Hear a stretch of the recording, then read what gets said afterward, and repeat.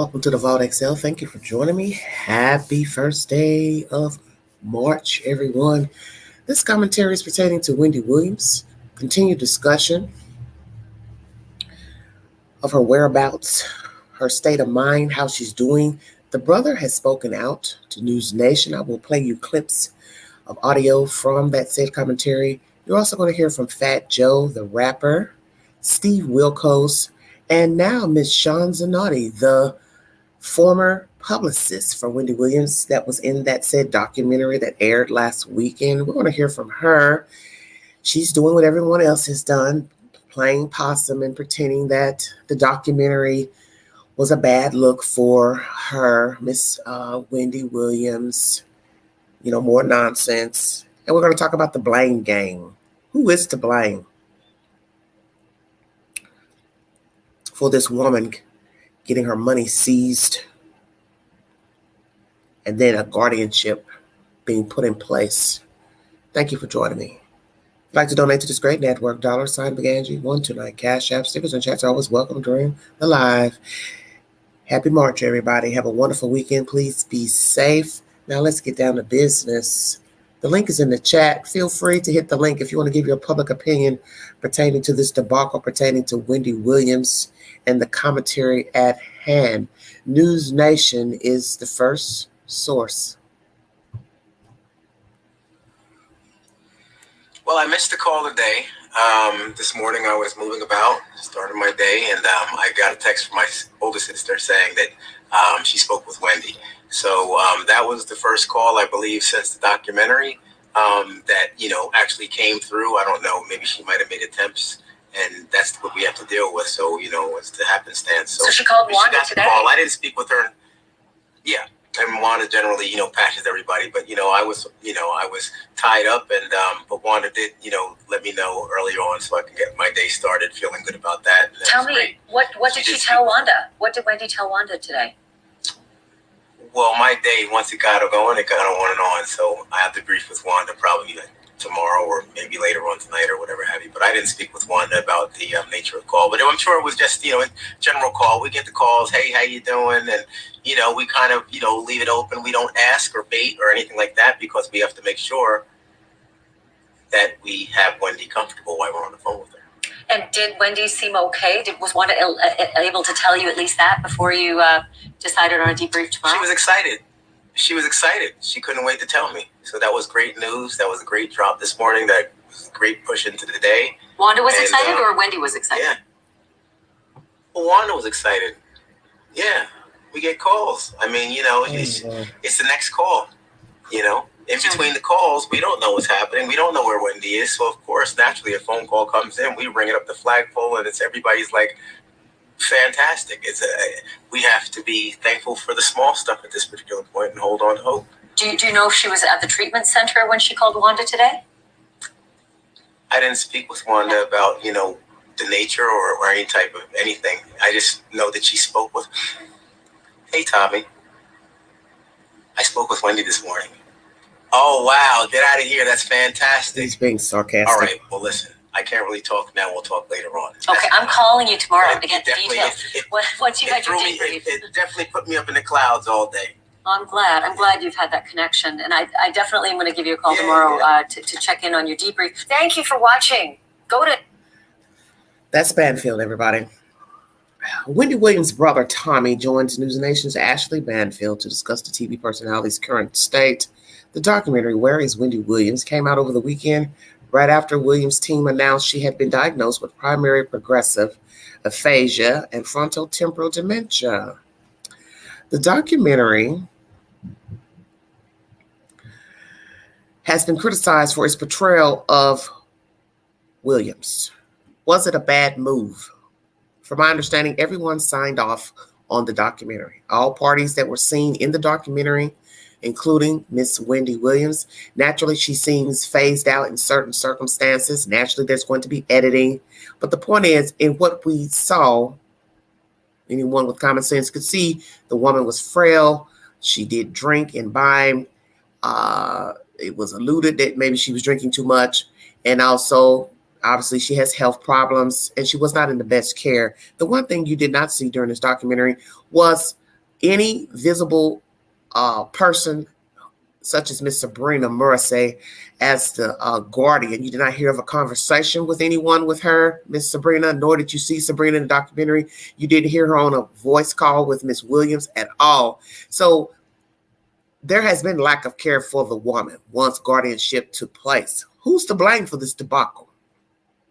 The son, allegedly running up the credit card, other people making fraudulent purchases or opening up accounts or credit cards. What are we saying? How deep does this rabbit hole go? Because naturally, no one wants to stand account for any wrongdoings or improprieties or fraud.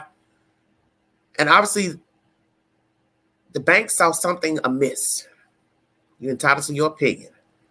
But we do know you just don't get your bank account seized for nothing, especially knowing this is a high status individual, a wealthy individual. Why would the bank seize your account for no reason? Rarely do they seize your account just because you were buying things. It's one thing if you're writing bad checks. There's no money in the bank. You're passing bad checks, or someone's trying to withdraw money fraudulently from your account. But if they see something that seems indifferent, rather, something that doesn't appear to be your normal behavior, then I would assume they would flag the account. But then the flip side is, well, she's a wealthy person. She probably spent a lot of money, but then we don't know what she was doing at the time before going to Miami, and this account got so many purchases. So maybe before she went to Miami, she wasn't really buying a lot. And then once she got to Miami, something looked awry. I don't know, because no one's going to come out and say, this is what we saw on the account. These are the people whose names were signing off on purchases. Somebody was signing on her behalf. See, we're not hearing any of that. We're just getting he said, she said pertaining to the son, $100,000 on a credit card. We also learned allegedly he was booted out of a $2 million apartment or home. I guess for not being able to upkeep the said home. Then you have to ask yourself, when was that home purchased? Was it around the time that he was making purchases on the credit card? See, there are a lot of questions to ask, and you're not getting any answers. Where is Wendy Williams? Is she in the state of New York, New Jersey, Massachusetts, upstate, downstate, middle state? Is the guardian still Sabrina Morrissey? Or Morrissey? I don't know how to pronounce it correctly. Is she still the guardian? Will the guardianship be lifted and passed over to a family member? Are they seeking counsel to seek guardianship? I would have done it soon as it got into the hands of this random person. And I don't believe in a random person being over anyone's estate. Because this almost seems like the woman doesn't exist, to have a random person having access to her as a guardian and also the seizing from the bank. We've also heard of fraudulent behavior from this Miss Sabrina Morrissey in the past of a gentleman who won a lawsuit and other entities trying to steal his money, and they were taking money out of his account. So this is a bad look for Sabrina, who, as I said, was never mentioned by name or seen in the documentary. She tried to block the release of the documentary that came out last week, which was a bad look because you allegedly and the participants in the documentary signed off on it. So everybody who wants to now act stupid and act like they're so shocked at how she looked makes no sense, because you had access to the woman. You were with the woman. You were shopping, driving around, eating, drinking, whatever you were doing. You can't now wait years later to act like, oh, I don't know what happened. Oh, this documentary is a bad look. It wasn't a bad look when you were hanging with her. How about that?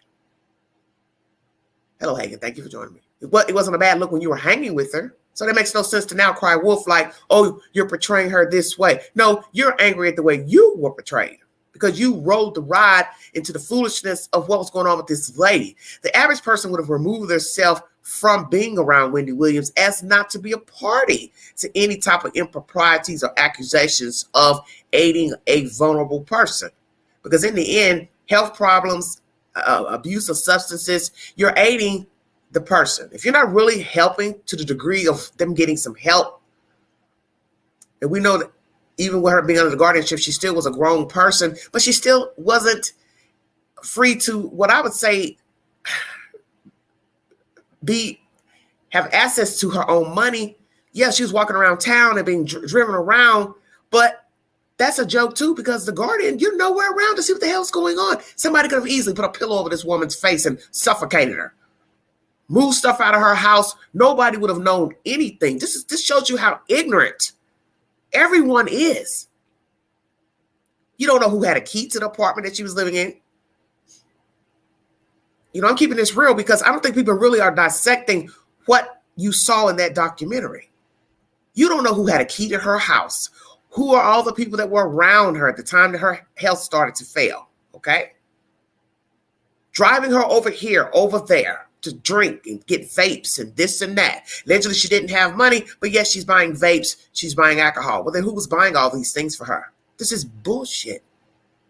And there's no need of anybody trying to play possum as if you had no knowledge of what the hell was going on. Because what everyone has to remember, whether you want to get mad at the producers, the show, she signed off on it, number one. Number two, these people were around her and others unidentified before the documentary ever knocked at her door for her to participate. And this BS about, oh, she thought she was going to be doing a podcast and that's why she wanted to talk to the documentary people. Well, you got to remember, she's not really aware of how she is looking and feeling. You know, there are times, yes, she cried and, you know, she showed her feet and things like that. But I don't think she was really aware of how bad off she was. So that would be considered a vulnerable person. She's not aware of her faculties. There are times she's speaking and talking where she knows this person's name, that person's name. But then there's other times, you know, she's calling her own brother Kevin. Okay. She couldn't remember the damn publicist's name. So that shows you she was failing in health, memory. So she's not really aware of how she's looking, appearing. Walking around in short shorts, it's the dead of winter. That should show you something right there. She was mentally gone. So whatever she did, didn't do, hey, where's the Guardian? That's where I have the problem. Where was the Guardian? Nowhere around. Nothing. Nothing. Thank you for joining me. Let's get to some new commentary pertaining to Wendy Williams. Let's hear from Fat Joe. Rapper who once had beef with her or at odds, negative things she had said about him that he claims was untrue, but somewhere down the road he forgave her. Very noble of him. Before I get into Fat Joe's commentary, let's read some of the comments under the News Nation video. One woman says, geez, give this woman privacy. You think she was being held hostage. Let her R&R. One person says, can't the woman have her privacy? Okay. Somebody else wouldn't want a brother like that.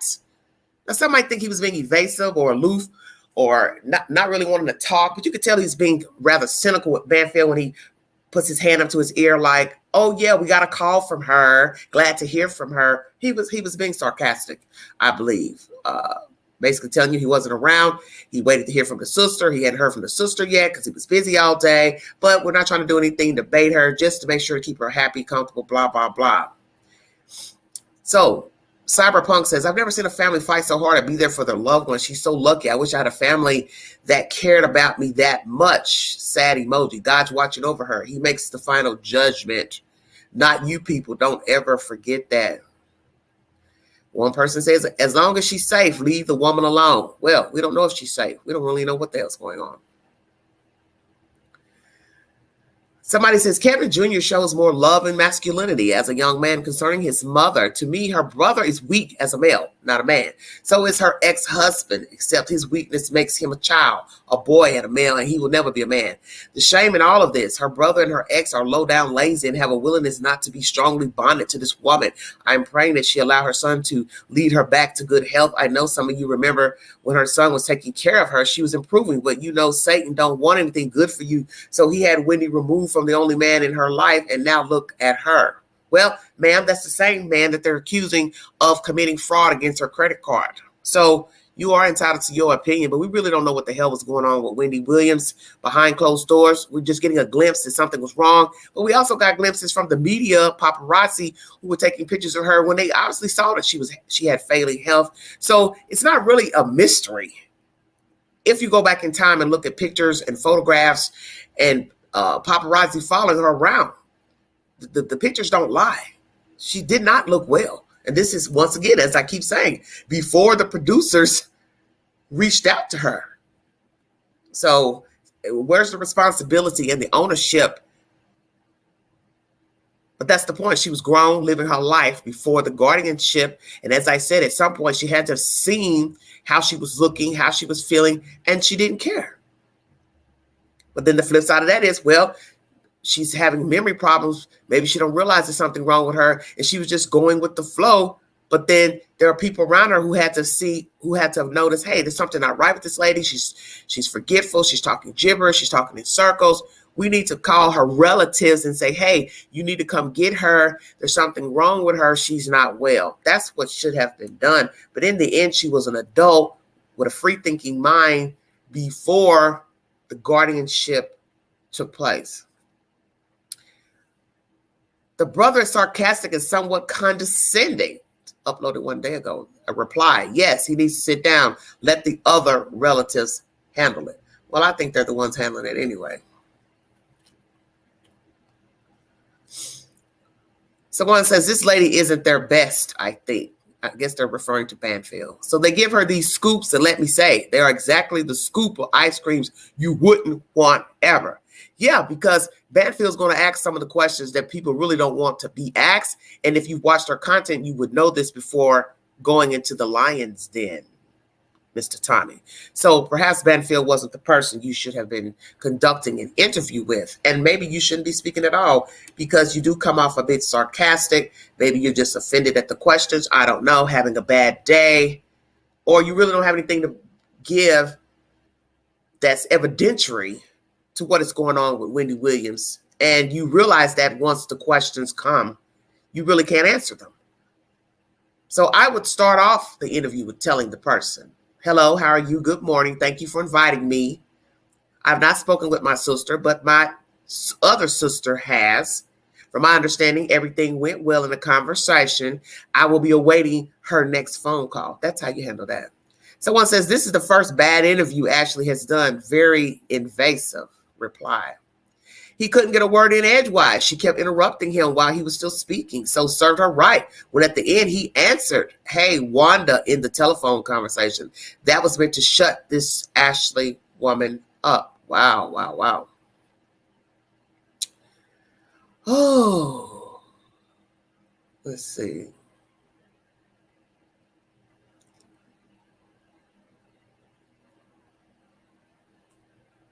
Now look at this person. This is somebody that's obviously not in tune with what the hell's going on either. Search sinuses if Wendy is in mental facility. I don't know who Wanda is. I don't know who this male bird is who comments on everything. So it sounds as if Wendy is a mental breakdown. I do not like the Wendy Williams show, but if she's having a mental breakdown, I wish she gets the best treatment, which obviously she could afford. Well, you don't follow the story to know that Tommy's her brother and Wanda's her sister. Somebody says something off with him. He seems very bleak about the information. Well, is he bleak? Is he oblivious? Does he care? I hear rumors. I'm not here to say what's the truth or not because I don't know what's going on. That they didn't have a good relationship, perhaps. Did they have a good relationship or did they not? Did Tommy and Wendy have a good relationship before she became ill? Because we've learned about people who get money, a lot of money, that is. They tend to have problems with people in general. Family problems, dynamics, may have had problems before. And when you listen to Wendy speak about her life on some program many, many moons ago, she was the fat kid. She didn't feel like she fit into her family. Naturally, she got a bit older. She, trimmed down in her weight. She went into radio. She has a college degree. She worked at radio stations. She got into the hip hop arena with music. Wasn't liked by a lot of rappers and people in New York and maybe around the world because of her commentary and meddling and saying things out of turn and not truthful. So that interview, listening to her speak, gave me a lot to ponder on. She also spoke very proper, a little bit different in how she represented herself on the Wendy Williams show. It was almost like two different people were speaking from the past up until her being on the show, having her own show. I understand also that she owned her own show. It was her show. Obviously, she was in the entertainment business even before meeting Mr. Hunter, the husband. So this stupid commentary for him that he made her, that's BS. You'll make somebody. She already had a degree, already was in the entertainment business. So how could you have made her? But this is what happens when you're dealing with a narcissist, sociopath. They want all the glory. But seems like to me, don't think he's brought to her is just pure misery. And she did ride the ride. You'll hear her speaking publicly in interviews. He was a great guy. He cheated, blah, blah, blah. She's also said she didn't want to talk bad about him because she's a child with him, so on and so forth. But see, all that is what got her where she is now. Staying with a man who cheated on her most of her marriage to him. He obviously didn't care about having a child with her and cheating. Didn't care about even making a child with the other woman eventually. And then trying to milk her for all her money. And the judge just told him to go on and get him a job. And she put a clause into the divorce so long as she worked at the show, he could get payments, but no show, no payments. So I was reading commentary where people were saying, well, maybe this was her power play to opt out of the show so she didn't have to pay him alimony. But I don't know if I believe that because she was making payments to him when the show was gone. So if she wanted to opt out of making alimony payments, she could have stopped the show as soon as she filed for divorce and started wrangling with lawyers and his lawyer for whatever he wanted in exchange for getting out the divorce. So I don't know how long into she was paying payments from the time she quit the show, but the point is he got money. That's why he's now hooping and hollering, him and that girlfriend, ex-girlfriend, about being broke, credit card bills, this and that. We're going to get into all that a little bit later. But the point is, a lot of this could have been avoided had Wendy Williams, one, left her marriage a long time ago, moved on a long time ago, moved on when she finally divorced, but she didn't. And I believe this was the downfall of where she is now with the health problems, the alcoholism, substance abuse. We also learned she was using and drinking while she was on the show. So you see, she was showing she didn't really care about herself. She was using these things as a coping mechanism or for leisure, whichsoever. And then you topple in having health problems. How is this going to benefit? Because you can't use drugs and think nothing bad's going to happen. You can't abuse alcohol and think nothing bad's going to happen, whether you have health problems or not. Because usually using drugs and alcohol will cause health problems. Let's hear from Fat Joe. A lot of opinions pertaining to this nonsense. Woo, a lot of opinions. Lord have mercy. I think Fat Joe was very noble because he had issues with her in the past, but he now obviously has moved on from whatever he felt about her. Wait a minute. Before I do that, let me, before I get into Fat Joe, let me play one more commentary where this one makes no sense. It says, we don't know where she is unless she calls. So that's from a day ago. Let's hear part of that interview before I get to Fat Joe. Sorry about that. Well, I thought I played that. Well, I did just play that. Sorry. I'm a little starting to wonder about my own memory here. Mercy. Let's see. Okay. The first one was, we don't know where she is unless she calls. The second part of this interview is she's doing better. And this is Banfield, everybody. Sorry about that. That she made the decision as an executive producer, and the Guardian did not stop this year-long documenting of Wendy's mental struggles. Well, now having seen the documentary, I see where they were going early on, and I didn't see, and which brings me back to your previous question, I didn't see where they were going with things early on. And so, I was on the sideline saying, why are they showing this? And I was pissed. And it was going through my lives. It was going with how I was addressing a lot of the media. And it was going how I was addressing family as well. I didn't feel as though I wanted to ride with the people who felt it was necessary to,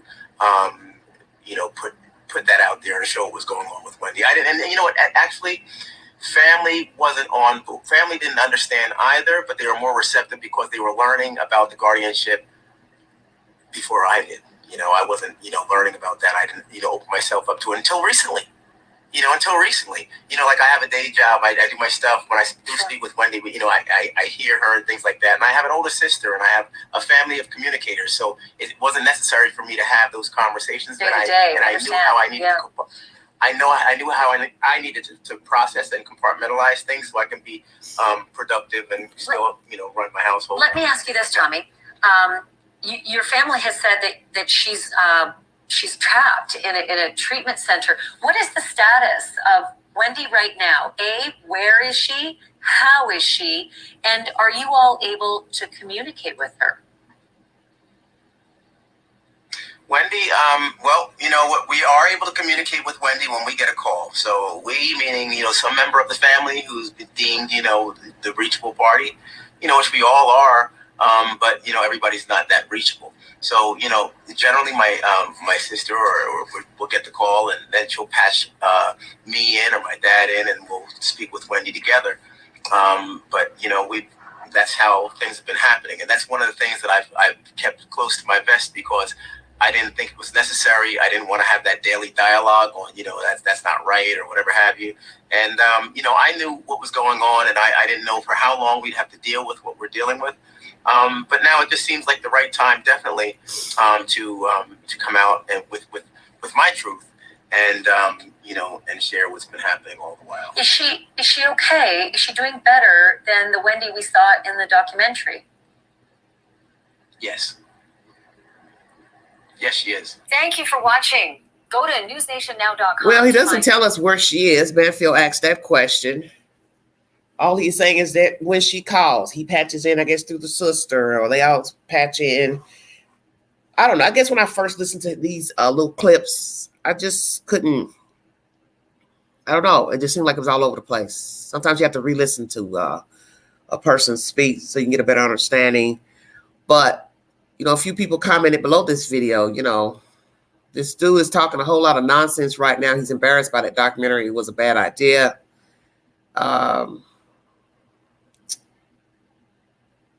Wendy, rooting for you. Somebody's telling you to watch another interview of him on Entertainment Tonight before you criticize. Stop looking for a reason to blame her family, who Wendy loves and who loves her. They're loving, supportive, have good intentions. Well, somebody didn't have good intentions because we wouldn't be here today talking about Wendy Williams if there were good intentions. Somebody calls this woman's account to be flagged, and allegedly it's the son. I won't doubt it was somebody else. I mean, who knows? Because the bank can't tell you anything. They won't tell you anything. It's not their job to tell you anything. The family don't have to tell you everything of this and that, who had words about whatever, guardianship, accounts being open, accounts being spent. Nobody really is going to sit here on a live TV screen and tell you. It depends on the type of person that wants to, divulge that type of information. Hello, Pinto. But a person doesn't have to tell you everything. And you see the son, only thing he said was, well, she gave me permission to use the card. She gave consent. But the person that we're speaking of has issues or had issues. So you don't really know what she consented to. And maybe that's what flagged the account. Especially if they were back to back. There was something about Uber Eats, $100,000 I thought I read. What the fuck? You all are not ever buying groceries? Come on now. She was down there for what? A couple of weeks or longer? I want you all to think about $100,000. That's somebody's salary a year. That's somebody's house. Payment of a house, a whole house for $100,000. Now imagine Uber Eats for $100,000. You're just ordering Uber Eats. So that's probably Pookie, Ray Ray, Bubba, Mama, Daddy, cousin. That's a lot of damn food. Then you got to ask yourself, what's the time span of the $100,000 on Uber Eats? Did you tip the people also on the card? Yeah, I guess it can add up fast. See, this is exactly what I said in my other live stream pertaining to this debacle. Someone has access to your card, and they're ordering this and this and this and this, and there's no way I'm just going to sit here and say she agreed to all these purchases, because we saw what she looked like during the documentary. Whether she put on a little weight when she went to Miami, she still had mental problems, health problems. I'm not about to sit here and believe she just was cured when she went to Miami. Yeah, she may have been eating, having fun with her family, but she accrued debt by letting someone have access to her money, which got her account flagged, which had the court order her back to New York to stand account for the guardianship, so on and so forth. So really the trip to Miami wasn't all that great, because that's what got her in this debacle that she's in with this guardianship, which led to more failing health, more people trying to, rob her, steal her, use her, which led to documentarians coming around, which led to now treatment facility that nobody knows where it is. It's just a lot of nonsense. Where is she? How many times can she call out? Once a day, twice a day, 3 times a day? Landline phone, a cell phone? Does she have access to a cell phone? How is she doing? And she probably doesn't like the place. As I brought you commentary from him the other day with the Entertainment Tonight interview, she's probably happy only when speaking to the family, but not really happy that she's there. Because anybody can play coy on the phone. That's why we said she's aware of her faculties to some degree. She may forget certain things, but then she knows how to voice her opinion on other things where she appears truthful. So she might sit on the phone and say, hey, glad to hear from you. What are you guys doing? Blah, blah, blah. But it doesn't mean she's happy in the location. And I just don't trust any stranger being over a person. Now, it's one thing if you have no family, you have no relatives that can secure your safety, well-being, and your estate, monies, bank accounts, so on and so forth. Then I can see an outsider intervening. But we've seen the connery and buffoonery of managers over people that are famous, business managers stealing their money, signing checks, not giving them their money, lawyers duping their clients out of money, lawsuits, guardianship, people being over people's estate, however you want to word it, they're paying themselves. And that's what's dangerous about this case. When you look up, eventually, she probably won't even have any money, because the guardian will probably make up all type of fictitious reasons to pay for this, taxes for this and that. Oh, we got to pay on this apartment. Oh, we got to pay back taxes on this. Oh, we had to go pay Pookie, Ray. We had to pay the state of New York this. Oh, we had to pay the facility. Oh, we had to pay this. And they'll make up some shit. And before you know it, Wendy Williams won't have any money. She won't have a pot to piss in. And then that's when they'll probably release her from the facility when there's nothing fucking left. And then it'll be, oh, she's okay now. We're going to release her. Yeah, to nothing. But to her relatives. Do you think she still drinks? Well, honey, she's not drinking in the facility if she's in one. They're not going to allow you to have drugs and alcohol in there. So if she's in a facility, she's not getting any alcohol. But the point I'm making is these entities, lawyers, this woman is a lawyer, Sabrina Morrissey, or whatever. She's already been linked to some fraud of $30 million in a previous lawsuit of stealing some man's money with some other lawyers. They were making up stuff, trying to get his money and taking money out of his account. Who's to say she's not doing this with Wendy? And what I'm saying is, you don't know this lady. She's already linked to fraud of another human being. Why not do it over here? Then you got her in a treatment center where nobody knows. So let's ask this question. Does the family really know where she is? They're just not telling the public. Because at some point, this is cruel, and some would say unusual punishment. You're guarding somebody that really you never even dealt with, don't fool with, didn't talk to. The documentary showed that. They filmed for a year. So you want us to believe in one whole year, they edited out the conversations between the guardian and Wendy? They edited out you showing up at her house, her apartment? No, I don't believe that. I don't believe that. That documentary showed us everything we need to see. The lady was not in good care by the people around her or the actual legal guardian, Sabrina Morrissey. That's the bottom line. That's the bottom line. And everybody wants to make up excuses about the documentary. Of course, the documentary looks bad because it's showing you something that you weren't expecting. Or you saw in pictures and clips from the paparazzi taking pictures of her going in and out of her apartment building, going out to eat, getting in the car. She looked bad before. This just puts a new spin on what was actually going on, and she wasn't well. And you weren't expecting to see people interacting with her. People asking people to remove themselves from the camera. Somebody saying, shut the camera down. She don't have food in the refrigerator. You weren't expecting that. Because these people allegedly said they thought they were going there to talk to her about what she's been doing, where she's been, and her new endeavors. So I believe when they say that, they had no idea that she was as ill as she was. And maybe they should have stopped filming. But then some people say, well, they should have kept it rolling. Just to show you the woman was neglected by the Guardian. So that's probably the only good thing about the Guardian, the documentary, is they showed that these people are over her money, but they weren't taking care of her, and they didn't even know who the hell was around her. That's why I said she could have ended up dead, falling down a flight of stairs, anything. You're not even walking in to see the lady. You're not even seeing that she has food. And what the fuck is going on with all this Uber Eats and ordering out food? She doesn't need to be ordering out food. She's sick. She needs meals prepared. Healthy meals. There are companies that can bring in healthy meals to her. Either prepackaged or somebody should have hired a cook. She's sick. She was sick. So why not have a personal chef to make sure she was eating properly? See, that's why you know this is bullshit. So I don't trust this Sabrina lady. I don't trust the people that were around her.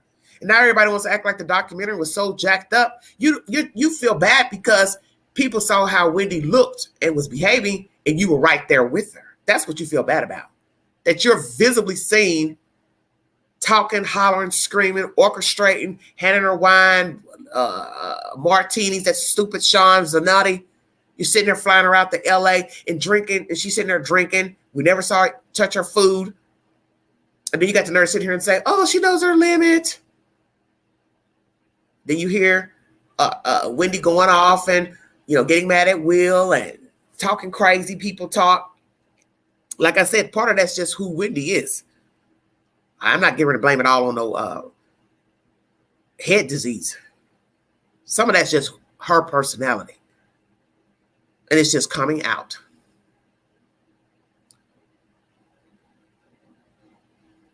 This is a jacked up story. It doesn't get any more jacked up. Let's hear from Fat Joe, everybody. Thank you for joining me.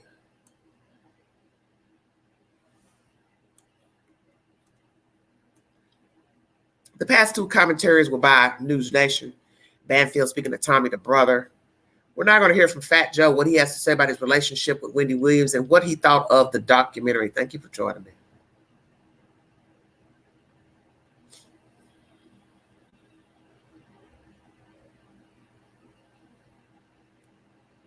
The clout talk, where you talked and it was shock jock, and she talked shit about a lot of people, man. And so now we seen this documentary. When we didn't see the documentary and I talked to different artists about her, pretty much their perception was, yo, it's karma. Because she used to talk about everybody. Real talk. And before she got sick or whatever the case may be, I found a way in my heart, because Jesus forgave, to forgive. Let me go back on that. Wendy Williams, real talk. And before she got sick or whatever the case may be, I found a way in my heart, because Jesus forgave, to forgive Wendy Williams and become cool with her.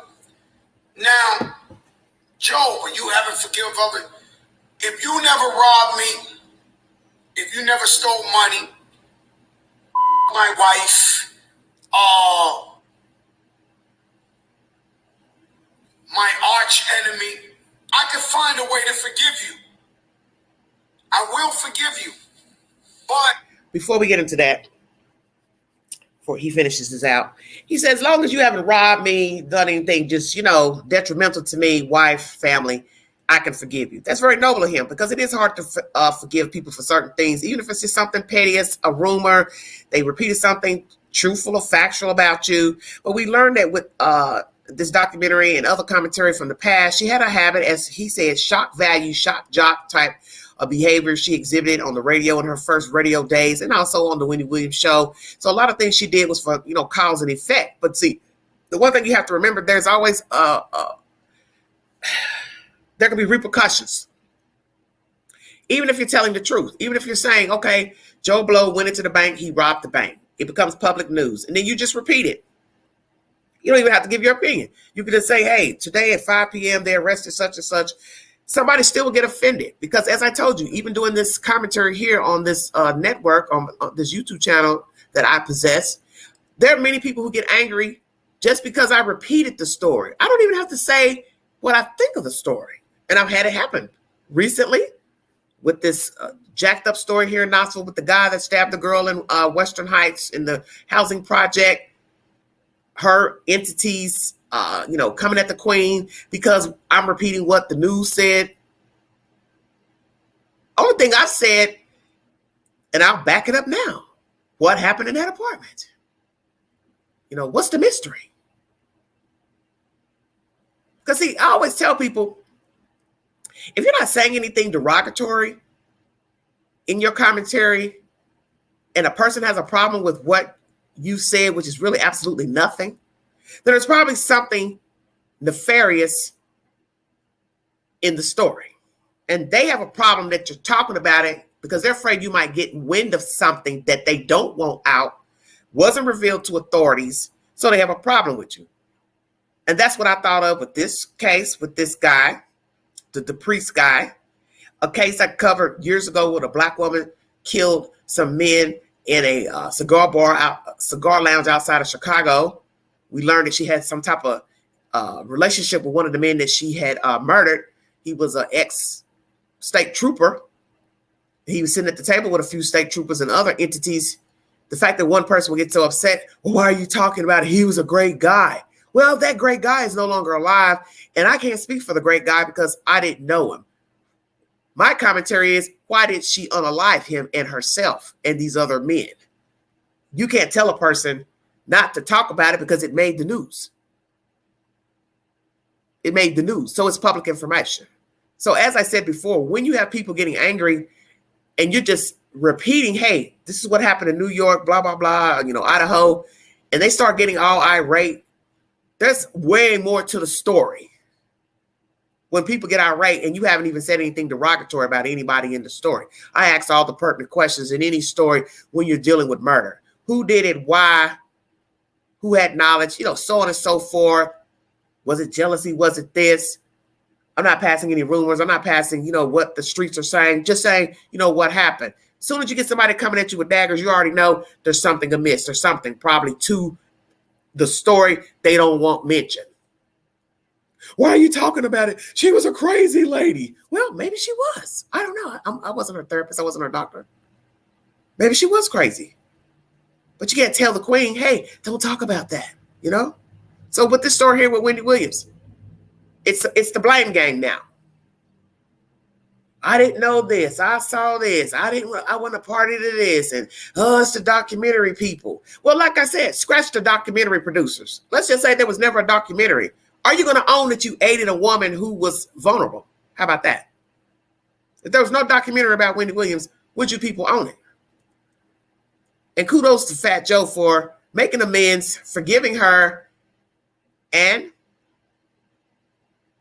trying to build some type of courtship with her. In YouTube Q, you also see a video where he sits down with Wendy Williams, he and Remy Ma, the female rapper, and they're talking about the business, and I believe allegedly Nicki Minaj or whatever went on with them. But the point is he made amends, and that was noble of him. And he says he made amends before she became ill. And so talk is cheap. So what they talking about and what she used to talk about didn't mean much to me. But there's some people that will take it to the grave. Exactly. Now, it's one of the saddest things I ever seen, right? But what this means, though, right? Somebody who's so famous, somebody who built an empire, because Wendy Williams owned her own show. She had her own production company. In fact, this documentary is under her production company. Her son, Kevin Hunter Jr., was executive producer. Now, I hadn't heard that. Interesting. Didn't know about the production this company. show, documentary, it's all transparency. And so when you're an artist, when you're a public figure, when you're famous like that, our lives become of service to the people. Mm-hmm. Our lives become of service to the people. And I would figure that her family and Wendy wanted this aired so we could learn either from her mistakes or be in a similar situation or just learn, period.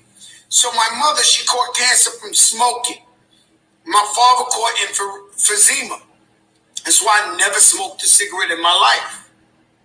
My brother, we know he had drug problems. I never used drugs in my life. And so what happens is sometimes we got to see it to believe it. We got to see other people go through something so we can know we don't want that in our life. Exactly. We don't want that to be a part of our life. Exactly. And so, although that was ugly, it was a learning experience, at least for me. And so I couldn't sleep because I said, man, could they do this to my family? If I got in an accident, if I got Alzheimer's, could they tell my daughter she's not privy to my money? Could they tell my family that?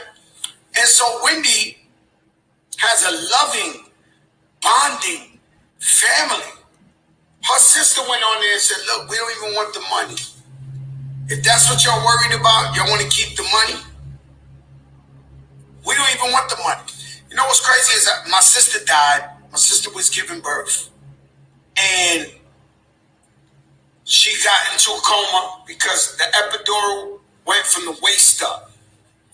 In the papers that the hospital gave us, they said they killed, K-I-L-L-E-D, my sister in the hospital while giving birth. It wasn't like it was a mistake. It wasn't like this. They said killed, right?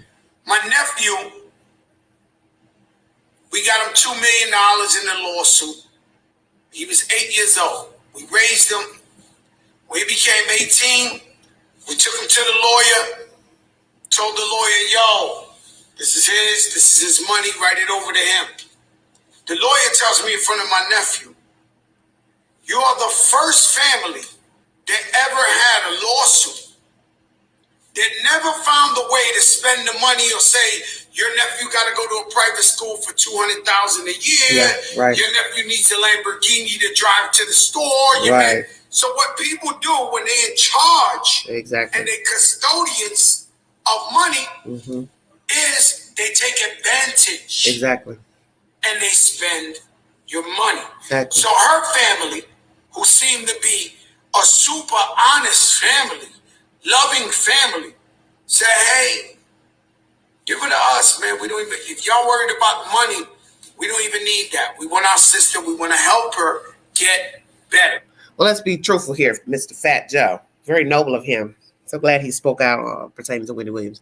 They know that once they relinquish the guardianship, whether the family wants the money or not, it's owed to her. It goes with the package. It's a package deal. You release the guardianship, you got to release the money. Come on now. Doesn't matter if the family wants the money or not. And in the end, you have to have money to take care of her because everyone is older. We're not talking about younger people. The only person that's young that could see after her would be the niece and her own biological son, Kevin Hunter Jr. But everybody else is older, near 60 plus and older. So there's nobody left but the brother, the sister, the father, this son, and then they showed the niece and also a nephew in the documentary. But she would have to have some funds because she's got to eat. She may have to go to the doctor. She'll need a medical plan. So it's still going to be more than just bringing somebody in, giving them a spare room to sleep in. They have to have some funds for care. It's just common sense. So, but I get his point. They're saying, we don't want the money. We just want our relative. But the gist of the story is it's a package deal. You can't have one without the other. Now, she had no money. This wouldn't even really be a subject matter, a topic of discussion. The point is the money is seized. It is attached to Wendy Williams. So, as I said, they relinquish the guardianship to whomever. You got to send that money with her. So I don't know if this Wells Fargo is in cahoots with this lawyer, Miss Sabrina. They're acting coy and dumb too, or we're just seizing it for this reason, for her well-being. But you still had to give access to the guardian, would you not, to spend money on her behalf, because she's allegedly in a treatment center. So you'd have to be in cahoots with Wells Fargo to take money out to pay for the treatment. So let's ask that question. How much does it cost to keep her in a treatment center? Treatment centers are expensive, for those who did not know. When you hear famous people going to rehab centers, they're not cheap. You know, I've heard of it upwards to $30,000 or more, and that might be just for a couple of months. So if the bank is crying about $100,000 on an American Express card, well, what are you crying about now for her to be in a treatment center since the company, the documentary, stopped filming last April 2023? We're almost at April now. It's the 1st of March. So paying for her in a treatment center all of last year going into this year, imagine how much money that is that has been accrued. Just saying. Sorry to interrupt, Mr. Joe.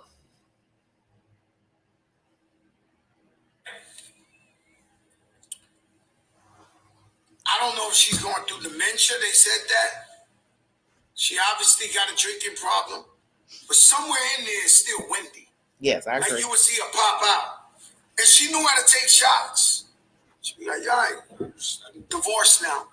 But he's broke. Right. And go back into the... It's crazy because Wendy is Wendy. Like somewhere in there is Wendy Williams. And she's always entertaining. It's crazy as they gave her a tabloid, and she looked at it in 1 second. She said, "Ooh, Jennifer ain't going for that. This one ain't go like." And so that Wendy Williams that everybody loves, her TV show was #1 for like 14 years in a row. It's in there somewhere, right? But what's sad is how somebody could make you look like you're unfit, or you don't have the mentality, almost like Britney Spears, where they take your empire and they spend it how they want to. Now, I don't know who our manager dude was. He definitely, let me tell you something. I'm Fat Joe the Rapper. I've been rapping for 30 years. Every day Louis Vuitton, every day fly. That's what I like to do. Every day looking great. But even me, who's doing great, and at the prime of my life financially, I have friends that be like, yo, slow up the Louis, slow up the Christian Dior, slow up the this. Somehow her manager was dipper fresh than me. Have more Louis, more Gucci. Now, I don't want to call him out. I don't know what his success is, where he gets his money from, whatever the case may be. A jeweler, they said. But there's obviously people that were pushing her to do a podcast. At the state I seen the documentary, she is unfit to do that. Exactly. And so people are pushing her. This gives me the DMX theory. You know, DMX had a drug problem. And he had people around him, and I would ask him, like, yo, why you ain't telling him that this and this? And they'd be like, yo, he'll fire us. So in other words, you have to be an enabler. Yeah. By choice, though. Or you get fired. And rest in peace to the God, DMX. But I'm just giving you Amen. A reflection of what goes on. You know, and people want to be attached to greatness. And I don't care even if Wendy's doing bad right now, she's still greatness. She's still one of the greatest that did it. Successful woman. Oh. At her worst, she's still better than most people. Wow. And so it ended up with the apartment being empty. I get it. Her legs are bad. She got to walk up the stairs. If you didn't know why she kept showing people her feet, is the doctor says she had a 2% chance to ever walk again. And the fact that she was still walking, she was proud of it. All praises to God. And so it was sad to me that people would prey on somebody and right in front of us. When Wendy Williams did the Walk of Fame, there was millions of people out there. Yeah. When she did a show every day, we seen people cheering. Everything. What can we do? If we love her, if we love what she did for pop culture, American culture, what can we do to help Wendy Williams? That should be the #1 petition. How can we help Wendy Williams?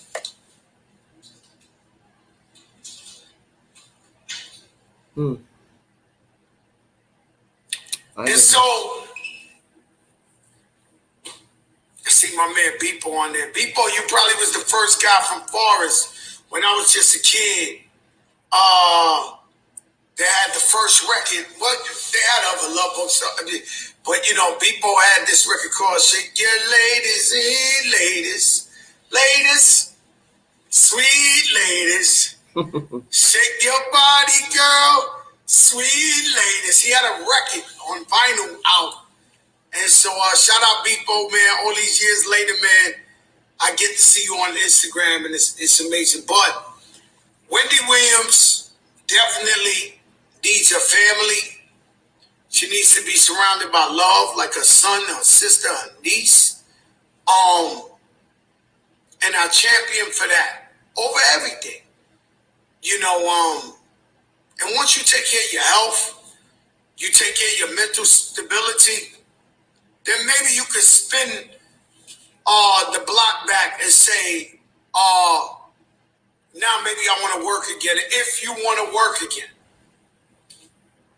Wow. And so that's what I think about the Wendy Williams. It was very sad to see her in that state. Sad to see that she had been taken advantage of. Sad to see that they could take perfect strangers and give them your money. Yeah. That's scary. That's very scary. That's true. Very scary. That's scary. All you gotta be is a little unstable that somebody can make it look like your mind ain't right. Exactly. And now they running this shit. Yes. It's unbelievable some of the things that happen right in our face. And there's nothing we can do about it. Listen. Fat Joe, everybody. Very noble. Wherever you are, Fat Joe, Queen salutes you because he forgave her for ugly things she said about him. He built a rapport with her later down the road. And as he said here, and I've said it before in my commentary, it is very scary that someone can be over your estate and you don't know them from a can of paint, and they don't know you. And they can be in that account digging up, as I said. And before you know it, she has nothing. And that's what my fear is, besides if she ever gets well again, to where she can sustain herself and be released from this guardianship to wholly take care of herself. Imagine whether she ever gets back right or she gets right and has no money. She'll just be getting residuals from the talk show itself, because naturally her shows are in the YouTube queue. They may be aired on other networks, apps, so she'll get money from that.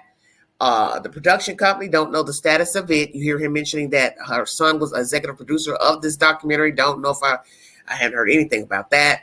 Hadn't heard anything about the production company making the documentary. Hadn't heard anything about that. Don't know the status of the production company she owned. Don't know the status of any of these things. So you have to ask all those questions. Even after the fact, with the bank account being seized, any monies that can come in from previous show airing and any other entity she was involved in, where is that money going? You heard her mention Bank of America during the documentary. That was probably set up so she could have access to money coming in from other avenues, older show content, so on and so forth. This is jacked up. And I've said this to myself, listening to all this nonsense pertaining to Wendy Williams, things I said I need to check on my own personal life and business, because I don't want to end up a Wendy Williams, and could end up, and I definitely would have none of these people, the likes of these people in my background to say they'll step in to take care of this. And like he said, most people just want the money, whether they like you, don't like you. We've seen people who had great relationships with their friends, their family members. As soon as money came into play, all hell broke loose. Everybody's big and need a car, need a house, need another car, need bank bill. Need bills for this, bills for that. And they drain you dry with the begging. That's why a lot of famous people or people who came into money, they're broke because they were giving out handouts to people. What was supposed to be a hand up became a handout, plural. And people feel obligated. Well, you're my mother, you're my sister, you're my brother, you're wealthy. I need the money. What's the big deal? But what people don't understand is if you're not Oprah Winfrey rich, you're not Bill Gates rich, you're not Michael Jordan rich, the pot can get low very quickly with people begging, needing help. Oh, I need to go to school. Oh, I need you to pay for college tuition. Oh, I need a new car. Oh, the car's broke down, I need another car. Oh, it needs to go in the shop. Oh, I need a house. Oh, the hot water tank broke. Oh, the air conditioner broke. See where I'm going? So imagine 50 people begging simultaneously daily. Hell yeah, you can get broke quick. Because once the person starts asking for things, monies, it's not going to stop because they assume you have the money. And I won't doubt she probably was helping her family with also having to pay alimony to this crooked ass husband. We're going to do a video about him eventually because we really need to talk about that. The status of this husband and commentary coming from him and that girlfriend he has the baby by. They're broke. Nobody cares about that. So what? That's a personal problem. Both of you were hustling off this woman. So you're broke because you didn't take the money and save it. This is exactly what we're talking about. The money will dwindle down. And you have to remember, she's not working anywhere. So before she went into this facility, she didn't have a job. So this is why I never understood the son spending money. You saw your mother wasn't working. Why would you be spending $100,000 on anything? I don't give a damn what it was. Uber Eats, going to the mall, shopping on Temu, whatever the hell you all were doing down there in Miami with her money. Why would you be buying stuff knowing she didn't have a job? Because that's an easy excuse. Oh, she consented. You know, she liked the high life, flying separate planes, and she doesn't need to be flying on a private plane anywhere. What's wrong with just buying a first class ticket? You sit with her on the airline, or you get somebody to board her on the flight and we pick her up at the airport. See, all this doesn't make any sense to me. But that's the whole point. It wasn't his money. It was her money. So it's easy to say, oh, she consented. But as I said, we've learned with famous people. One guy, I believe he was from Canada. His father and mother were over his bank account.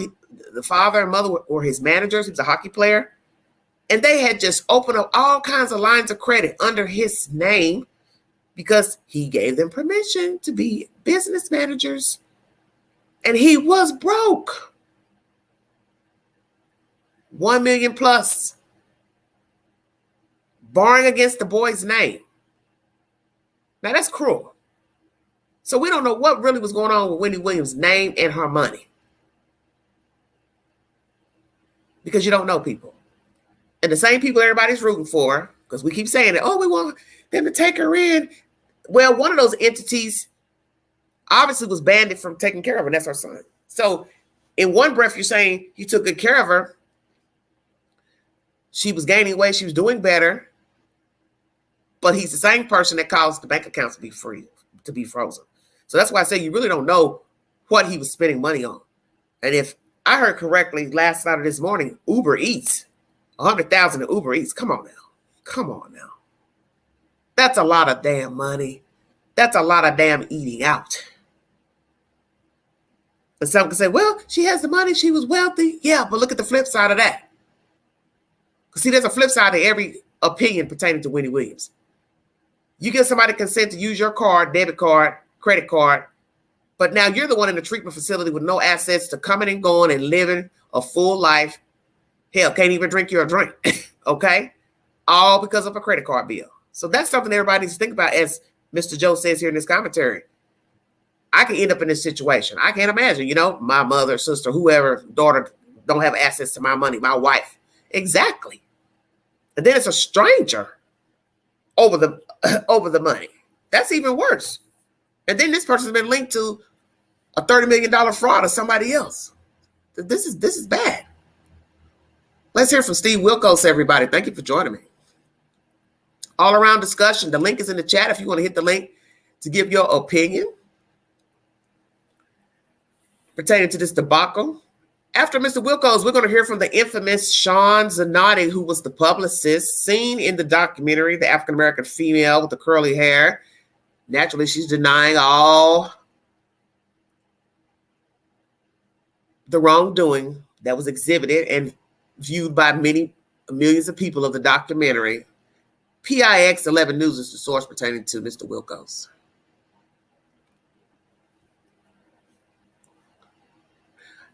Hagen, she might have good insurance. We don't know. Now, some of her celebrity friends are fighting to protect her legacy. It's one of the saddest things I ever seen. But that Wendy Williams that everybody loves, Fat Joe, her TV show was #1 for like 14 years in a row. It's in there somewhere, right? But what's sad is how somebody could make you look like you're unfit or you don't have the mentality.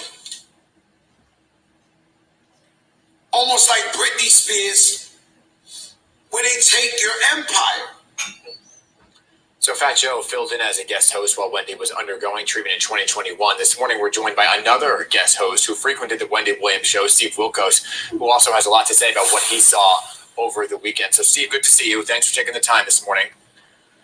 Yeah, thanks for having me. So, Steve, you're not only a fan, but a friend of Wendy Williams, right? And we saw the documentary. It is disturbing, to say the least, and some of the things that were put into the documentary. When was the last time you actually spoke to Wendy herself? And do you have any indication that things were as bad as they were portrayed in the documentary? Well, first of all, I had a lot of contact with Wendy over the years. We're about the same age. She invited me to a birthday party and things like that. So we had a nice personal relationship off camera too. And the last time I was on her show, I was a guest and we were sitting on the couch. And I remember her talking to me, and she wasn't the typical Wendy Williams. She was missing a beat. She seemed a little forgetful. And this is probably about 4 or 5 years ago, and I thought something was off then. And now to watch this documentary, whoever greenlit this thing, really, I don't know for what reason, because I think about the time when I was at my lowest and struggling with things, and I can't imagine a camera crew following me around, filming me at my lowest depths of my life, and that's what we're doing with Wendy. It doesn't put her in a good light. She's obviously got some mental issues going on, some medical problems, some addiction problems, and to show her interacting with people while she's undergoing these things, which is not the typical Wendy, not the Wendy that most of us all know and love. I just think this a terrible disservice to Wendy. Yeah, I mean, they showed video when you knew that she didn't think that they were going to air some of that stuff. So do you feel like the producers basically exploited her? Of course. I mean, they're filming her sleeping. I mean, what is looking like she's passed out or whatever. Listen, Wendy's she is a big star, and she obviously has people that drivers and assistants and all these people. Well, I think it's, in my opinion, in their benefit that she does things like this, because I got to imagine not working for a few years, having all these people around. That's a huge financial strain. So there's people that probably have motivation for her to do things like this. But when that's not the Wendy you see on the show. And I hear people saying, "Oh, it's karma because what she did on her show." It's a job, man, just like entertainment. Yeah. And, people criticize me the way sometimes I yell at my guests or whatever. I'm like, it's a show. and it's entertainment. And when I go home, that's not who I am. And, you know, a large part of Wendy is if you ever talk to her. Well, let's talk about that briefly before he finishes his commentary. Was that just entertainment for Wendy? Because what you have to ask yourself is she was doing that even before getting the Wendy Williams show. When she was doing radio, which built her a negative disposition by many rappers and different communities to be meddling and passing gossip and not truthful information. Maybe some of it was true, I don't know. But she was doing it early on in her life.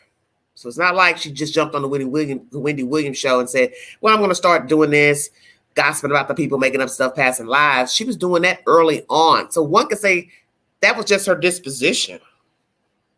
That's who she really was or is. She liked gossiping. She liked passing untruths. And I think a lot of that comes from her being insecure as a young person, not fitting in with her family. She's made that clear in conversations about her life growing up, how she came into radio. She didn't like herself. And you see this with a lot of people who maybe were ostracized growing up. They didn't fit in with their family, their community, their school. They become a tyrant in their conversation, maybe overly critical, very opinionated. They always got something to say, like the gossip, like the past information. It's not truthful because they're filling a void of something that they wanted to be and never was. So this is their way of being noticed. People now notice me. They're paying attention to me. That might be the reason how Wendy got into this, as they call, shock jock type entertainment on radio and then her own private show. She was filling a void of a person who didn't get a lot of attention growing up, didn't fit in, didn't have an identity. So she built one by radio, TV, shock jock material. And as Steve here says, I'm not that person when I get home. Well, I never had a problem really with Steve. I didn't watch him every day, but he seemed a bit empathetic to people being abused and used. Because you can sometimes, hear his commentary, well, why would you do this? And how do you think this person would feel? And why you don't understand? So a lot of times, in early on his show, he seemed empathetic. But as I said, I have not watched him in a many moons. But that's what you got to ask yourself now. If he's telling you pertaining to his role on TV, he's not that guy on TV, well, then let's ask that about Wendy Williams. Was she that female when she got off the air? Was she this doting wife, doting mother, talk kind to others, talk kind to the staff members on the show, the driver, the guy at Subway? See where I'm going? Was it all an act? Or was this her disposition early on in life? She built this persona early on in life. And maybe it did catch up with her with this being ill, the sickness, people using her, the excessive drinking, drug use. Is this karma? Because I've asked this question in the chat. You're entitled to your opinion. Steve Wilkos, everybody. Away from her show. Even on the show, she's a lovely person. Yeah, she criticizes whatever. She's not being mean and trying to be hurtful. And this is very mean and hurtful to her. Just to see, and then to show all her medical problems, like they're showing her feet and everything. And I say, what is the purpose of that? Right. The feet, her without her wigs that she loved so much, right? She talked about those wigs on her show oftentimes. She's under the care, Steve, of this legal guardian, right? Let me interject there. Wilkos is talking about her feet, but she showed her feet. You got to remember, her feet stay covered a lot with the boots going out in public and everything because of the swelling. She can't wear heels, stilettos, wedges, regular shoes. So she pulled her feet out on her own. So should the production team be blamed for that? Her pulling off her hair. Well, she could wear her hair when she wanted to, a wig or whatever. That still was her choice. You can't force a person to wear a hat. You can't tell a person not to pull their wig off. It was her home. They're in her home. And I get it. It's the documentary was shock value, quite frankly, because the point is no one was expecting to see her in her most vulnerable state, which is hair thin, without the wig, the painted on makeup, the short shorts, dead of winter, the swollen feet. You weren't expecting that, but she is in the comfort of her house. You're filming in her home. So nobody would assume she's going to always be made up. I mean, even in reality TV, you don't always see the guests of the show dolled up. going to a party, a gala. They're going to show you them getting out of bed, hair messed up. So, it's all about interpretation pertaining what was shown in the documentary. And the Guardian signed off on it. So if people want to get mad, well, blame the damn Guardian, because she's been missing in action for a couple years now. So blame Sabrina. If you feel like Wendy wasn't in her right state of mind to consent to the documentary, there was a conglomerate of people that met up. She, the family, and the Guardian, the publicists and the managers, they all met up to do the documentary. And these people had to have known the state of this woman to sign off on it. So to me, really judging it after the fact doesn't make any sense, because you had to have seen her spiraling before the production company ever came. That's what I don't understand about the judgment of the show to some degree. You all knew what she looked like, what she sounded like, what she looked like before the production company ever reached out to her. And if you were so worried about her image or anything personal coming out, you should have said something to her. You should have said something to the management team, publicists, and also the Guardian, if you're the family. Hey, I don't think this is a good idea. But they also signed on the family. So now with the brother saying he was pissed the way everything looked, it just leads me to believe that nobody wants to accept responsibility, that you already knew that the woman was spiraling out of control. That's why I said everybody has to own their part for the part you played. You want me to believe she never video chatted with her brother before the production company came? The son never video chatted. This person didn't video chat. It's bullshit. You all knew what she looked like. You knew she had a swollen foot. Her eyes were bulging out of her head. Come on. But you all agreed. But I'm going to tell you, as I've said before, you all don't like the backlash that people are bringing, that it looks bad on this one, and this one. But you knew how she looked before we even saw her. Even for those who don't even pay attention to, TV gossip and the paparazzi chasing her around and taking pictures of her going in and out the apartment building, there are videos of her where she doesn't look well. So I'm trying to understand, really, for those who really follow pop art and culture, really, what are you shocked about? Come on now, let's keep it real. How is the family shocked? How are those entities that helped her shocked? When you all watch TV, you watch the news, you saw the pictures of her hair disheveled before these people ever started filming her. Now the documentary is out. Oh my God, I can't believe it. You all just don't want to accept the fact you're in that damn documentary and you were coinciding and signed off on this bullshit to get the documentary out, no matter if she was going to do a podcast or not. You knew she wasn't well to do a fucking podcast. You knew she looked sick. She looked frail. She talked crazy, because 9 times out of 10, that's just who Wendy Williams is. She was talking crazy before she ever got sick. It is time for everybody to stop acting like they got their thumb up their ass and don't know shit from Shinola. Just stop it. You've seen this woman at her worst before those people ever brought a camera there.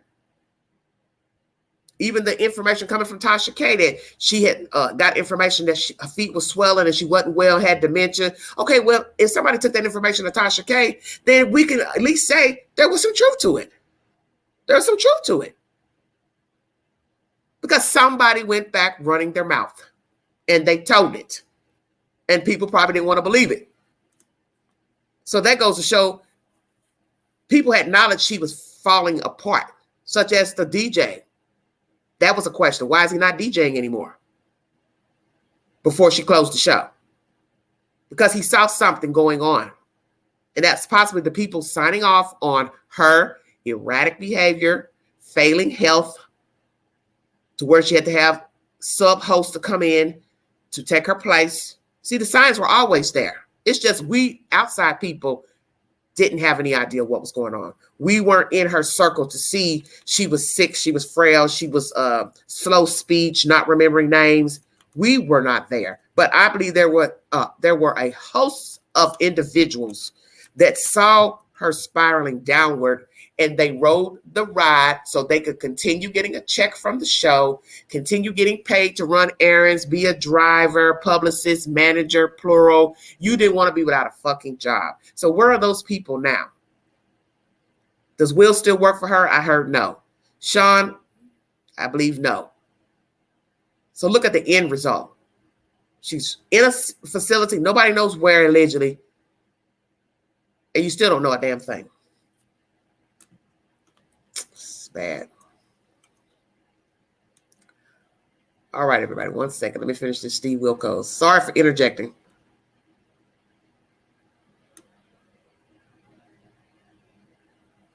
Right? And her family wants to regain control. What you say she needs to be protected. So what do you think she would want in this situation?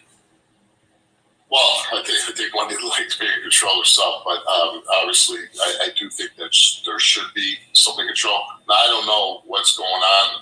Obviously, this did go before a judge, and he ruled that he thought that somebody who, I think in her family, was, taking money out of her account, Wells Fargo's put a stop to it. So I think there's a lot of things in there that we don't know. Exactly. And that was a decision made to give her a legal guardian.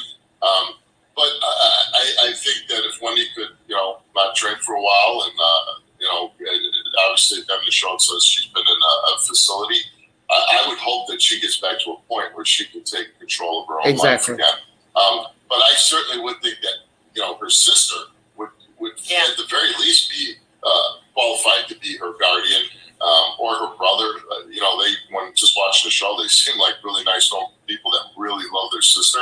So I would hope that one of those two would be able to be her legal guardian. Yeah, if you had a chance to talk to her right now, what would you say? Oh, I would love to talk to Wendy right now. I reached out, about a year ago, because I haven't heard from her. You just can't get a hold of her, which, I think if you're going to do this documentary, let people talk to her, but maybe they don't. I really don't. But I would just tell Wendy, I struggled with alcohol for a time being, and I haven't had a drink in over 6 years, and I would probably just share with her my experiences and how much I care for her, and how that there is light on the other side once you get through that. I would basically just tell her about, this. I went through rough patches in my life, and I'm just glad there wasn't a camera following me around, but I would like to talk to her about those. Steve, I appreciate you taking the time out of taping your show to talk to us this morning. We're all praying for Wendy, so appreciate your expertise here. Thank you. All right, PIX 11 News is the source. Let's read some of the comments below this video. User 1DQ33C says, that guardian needs investigated. I bet she's got something to do with it. Someone replies, the guardian is already being sued for $30 million by someone else. That person is claiming that the guardian stole $30 million from them.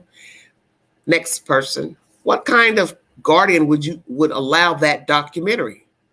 Somebody else says, the judge and the producers need to be investigated. Wow, interesting. Someone says, follow the money. Exactly, Gina. All involved legally.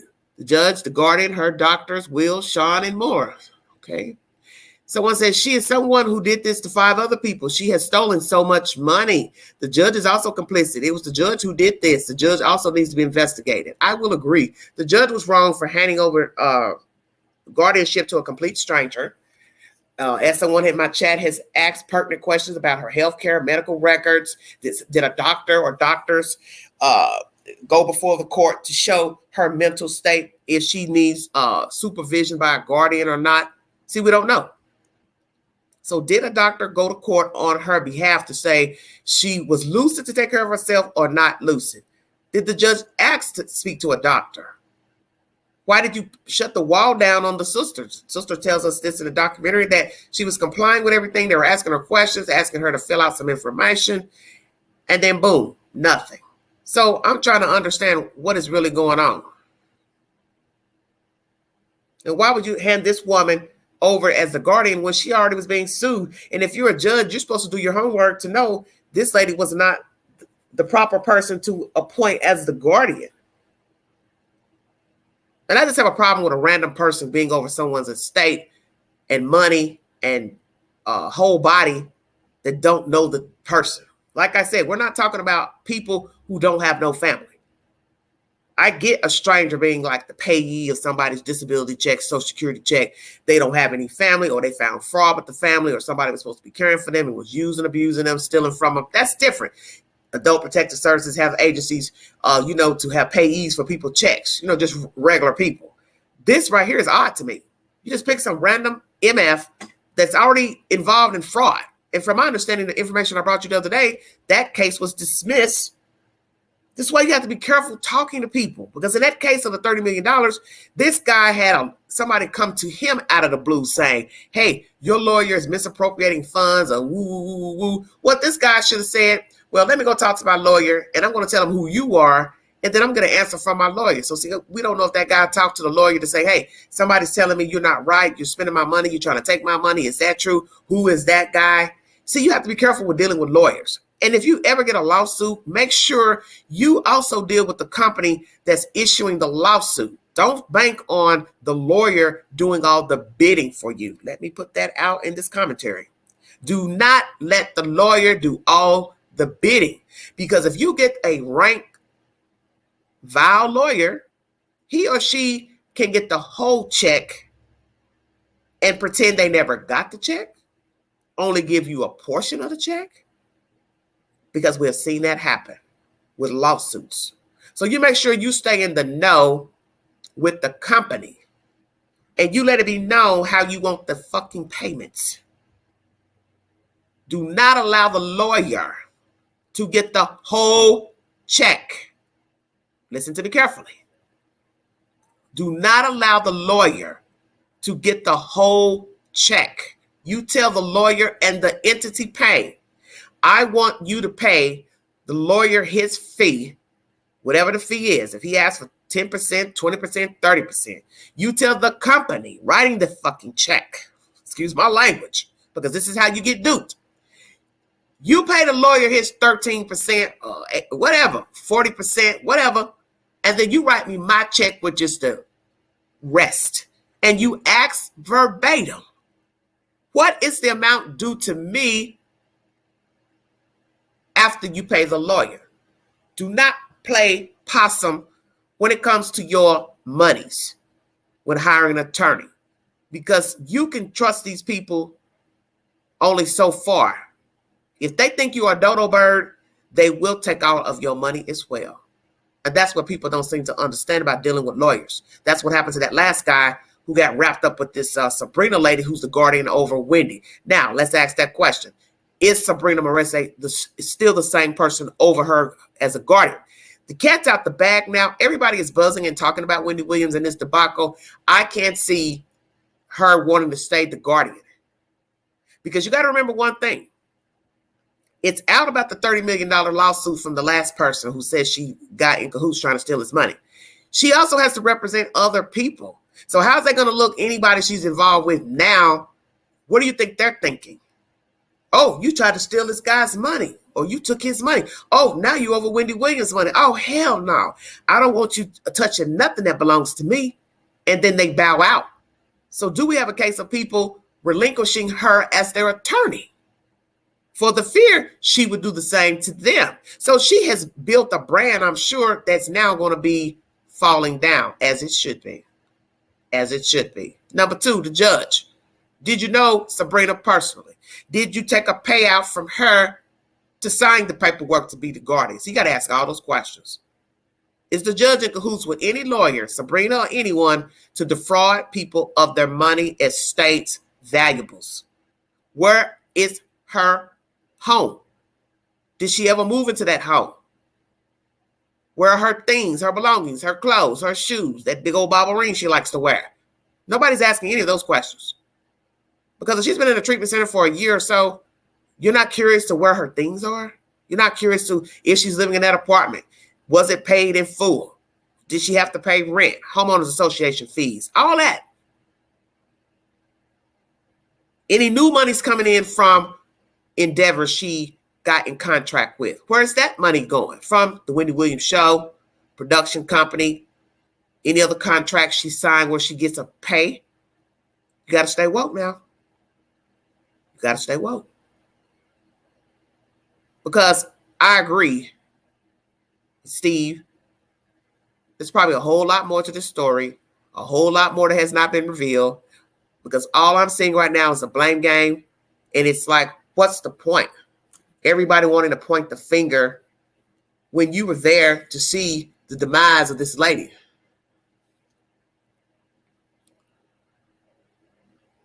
Okay, hold on. Somebody wrote a comment about the son.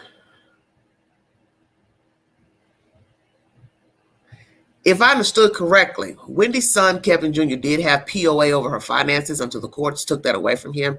Wendy had said that Kevin Jr. would get everything she has after her death and whatever he wanted while she was living. How do the courts have the right to remove him as her POA? So there are 8 replies to that. Someone says, right, scary world we live in. Someone else says, someone needs to allow the money, who's getting paid.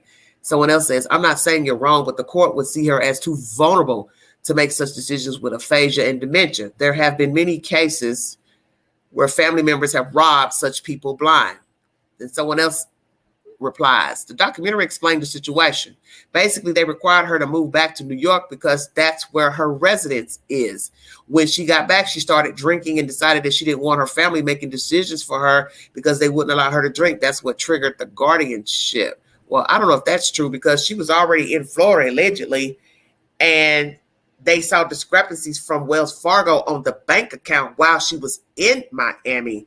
Then they asked her to come back, I guess, the guardianship, once they found out she was out of town. And then once Wells Fargo seized the money, she was ordered by court to come back to New York. That was possible to get her away from whoever was spending money on the card. I don't know if it's necessarily about her drinking when she went back. My understanding, she was ordered to come back to New York because of the seizing of the money that was spent in Florida. Someone says, it's a Hollywood hit. That's what they do. Okay. And then there's something about some Bernie business. I don't know what the hell that's supposed to mean. Someone else says, I agree. She said everything to her son. I am not Wendy Rich, but as mothers, we take care of our only son, child. Yeah, but the son spending the money is allegedly what got her in this mess. She said what she wanted. She misses her family. Okay. Someone says if they don't get her from that guardianship, they're going to lose her. I agree with that. Someone says this whole situation with Wendy is very sad, of course, and very, very suspicious. What the hell is going on? That is the question. It's sinister how Wendy is being treated. No human being deserves to be treated like this. She's being robbed blind, and she's being taken advantage of at a time when she's extremely ill, at her lowest, most vulnerable, and at her very worst. It's sinister, sick, twisted, and cruel how Wendy is being treated. Hopefully the world, her fans, and authorities will get to the bottom of it. Then there were replies to that. Someone says, exactly, shaking my head, they are abusing and torturing her greedy demons. Someone says, right. Someone also says, I agree with you 100%. Someone says, I heard she's worth $20 million last year, and this year she's worth $500,000. Very interesting. Is that true? If we go into the Google search, will it tell us she's worth $500,000? Well, let's find out. Welcome to the Vault Excel. If you want to join the panel, the link is in the chat. I'll gladly put it in again. If you want to give your public opinion, you can come up on the panel. You can either show yourself, not show yourself, to tell us what you think about Fat Joe's commentary, Steve Wilkos, what the brother had to say at the beginning of this live stream. And then I'm also going to play you Shawn Zanotti's commentary, who is or was the publicist that you also saw in the documentary. Hold on one second. Hold on. How much is Wendy Williams worth? Let's check it out. According to Finera, some outlets like Parade say Williams' net worth stands at $20 million. Others, such as Celebrity Net Worth, have it as low $500,000. While there seems to be wide speculation as to her net worth, what is known is that she is currently under guardianship, with Wells Fargo controlling her bank account. Is she still making money? Addressing her departure from the Wendy Williams show, her attorney disclosed that she ceased receiving income in October 2021 due to her disability. That was uploaded 3 days ago. So that's why I said what I said about the spending of the Uber Eats or whatever was spent on that credit card in Florida. Why in the world would you as a son be spending all this damn money knowing she wasn't working? Now, some could say, well, he didn't care. He doesn't know what money really is. He doesn't work anywhere to command substantial amount of funds. He wouldn't know. I agree with all of that. But common sense should tell you as a human being, money can get dwindled very quickly. So if you're spending $100,000 on bullshit, such as Uber Eats, tennis shoes, bottled vodka, this and that, also paying the father alimony, possibly at that time in 2021, because we're now in the first few months of 2024, allegedly he was getting $250,000 a month. That's a lot of money. You can multiply 250 times 12. That's a couple of million a year. So you start factoring in how long she paid Mr. Hunter, the ex-husband, helping other people, paying due bills. Hell yeah, 20 million can get dwindled down to 500,000 very quickly. Because she's paying the husband a couple million a year. So we don't know how long it was after the show ended that she was still making payments. Because my understanding is he went to court because he said he got behind his bills. So when did stop payment go to him? And that was the clause in their divorce. If the show stops, you receive no money. And see, he was banking that she would always keep the show. And as I told someone in the comment section replying, why do you think this was a power play? She quit the show on purpose. That was her livelihood. That's her money maker. I can't see her wanting to quit that show knowing that brought her money. Even if she didn't want to pay her husband alimony. Why am I going to quit the show? And then allegedly he got money even after the show ended. So let's ask, when was the last check written from the bank to Mr. Hunter? My understanding, it all stopped when she got the guardianship. So she's been under guardianship probably a few years now. So maybe he hasn't had payment in a few years, I would suspect. I'm not really sure. I can stand corrected.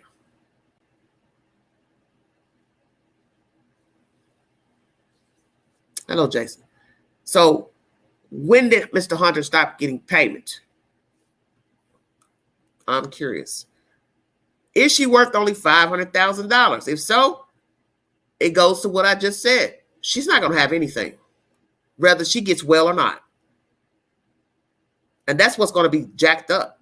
She betters herself. She gets off the alcohol, substances. She fares well in the treatment. She goes before a judge to show that she's competent to take care of herself. Her health is better. Or there's relatives that want to stand in the gap and be her payee, blah, blah, blah. And then she goes in her bank account and it ain't shit in there. How about that? That's what's going to be devastating. Entertainment Tonight is my next source pertaining to the Wendy Williams debacle documentary. Her publicist decided to give a public opinion pertaining to allegations against her.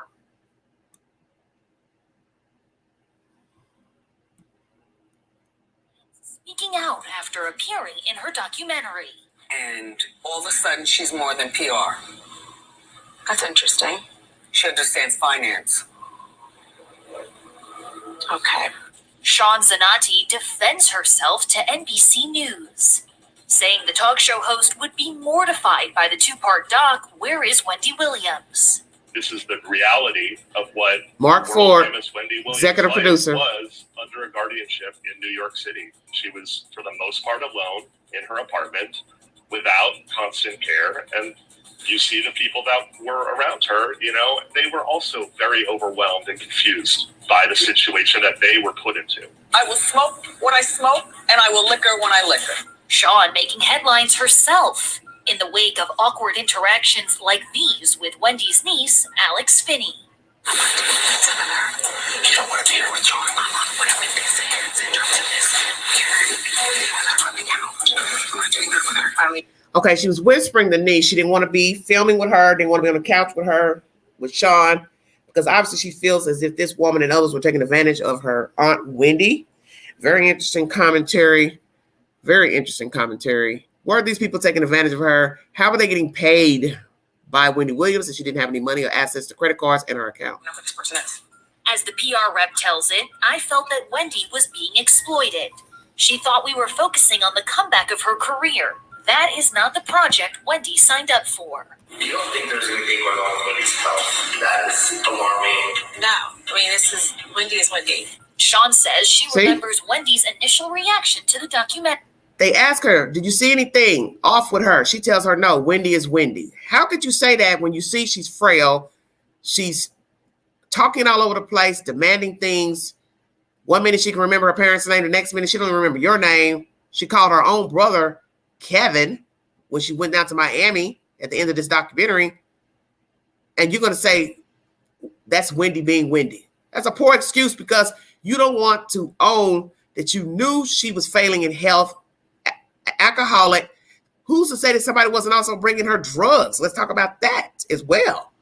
Who's to say that alongside the alcohol bottles that she was hiding in different places, allegedly by Will, the manager, that somebody else wasn't bringing her narcotics? Because there's a scene in the movie of the documentary where you see a lump of cash right beside her in the bed. How much was that money? Where did it come from? Was she able to open a Bank of America card account? Did other entities, were they able to put money in there on her behalf from the documentary, other resources, contracts? Does she have another bank account? And will Wells Fargo, hell, try to seize that money? Or the Guardian, rather. Will the Guardian try to seize any other banking that she opened up? Very interesting.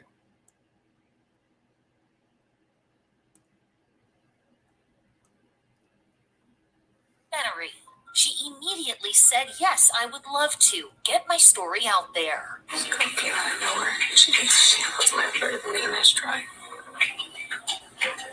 Dominique, you're fake. Using behind in the middle of my relationship with my aunt.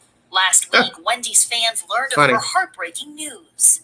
She was diagnosed with frontotemporal dementia and aphasia, and now receiving care in a treatment facility. This doesn't look like anything familiar. I think she's losing memory. Like she just blanks out. We spent a lot of time with the family, and it really was important to, understand their point of view and their concerns, and as they learned along the way as well, because they also hadn't been spending a lot of time with Wendy. And so I think it was quite eye-opening.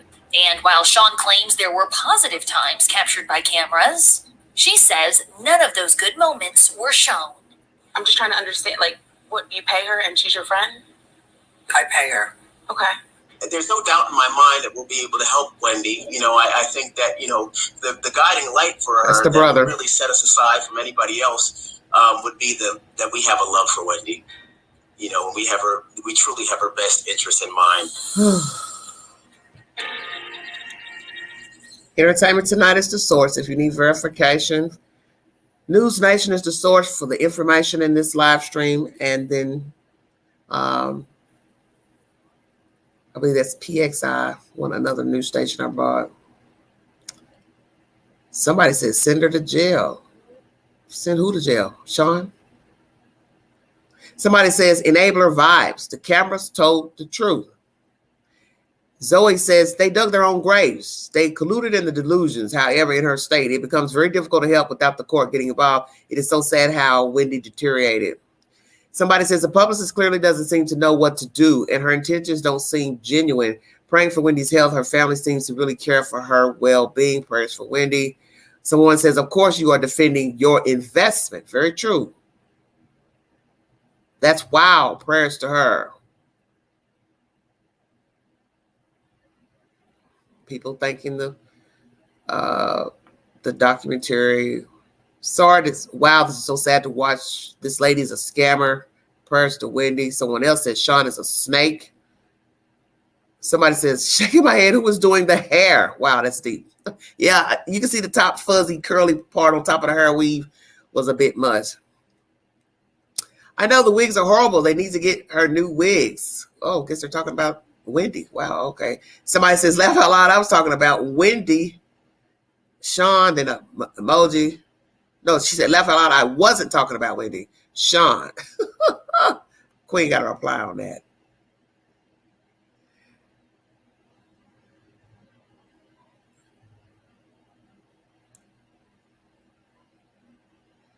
All right, everybody. The link is in the chat if you want to join the Queen.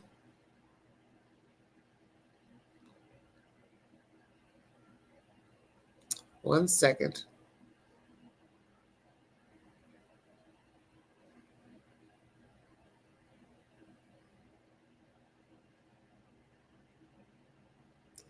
I was responding to this comment. I put, yes, bad hair weave indeed. It was. Only a few people viewing. Thank you for your time. Almost 2 hours into this live stream. I've brought you commentary from the brother, Tommy, at News Nation. He's also spoken to Entertainment Tonight. I brought you commentary pertaining to Fat Joe, the rapper, speaking out about the documentary, giving him nightmares. I've also brought you commentary from Steve Wilkos, and also a statement from Shawn Zanotti. This is via Entertainment Tonight, that Wendy wouldn't have liked this look, this documentary. But let's be truthful. I want to keep saying this. Even without the documents, the docuseries or whatever, at some point she had lucid moments, Wendy. She cursed. She told people how she felt, what she wanted, didn't want.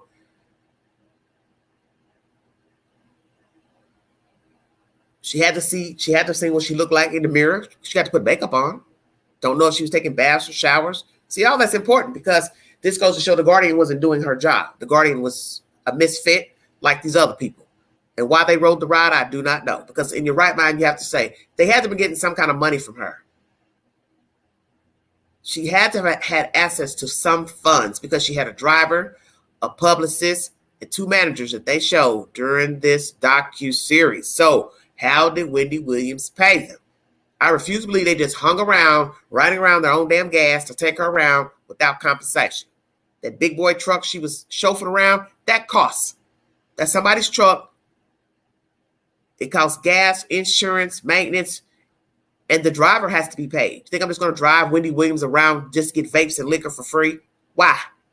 For what? What am I gaining? Same thing with the manager. I need money. I got to live. New York City is a high, expensive place to live. Publicist, same thing. It costs to live.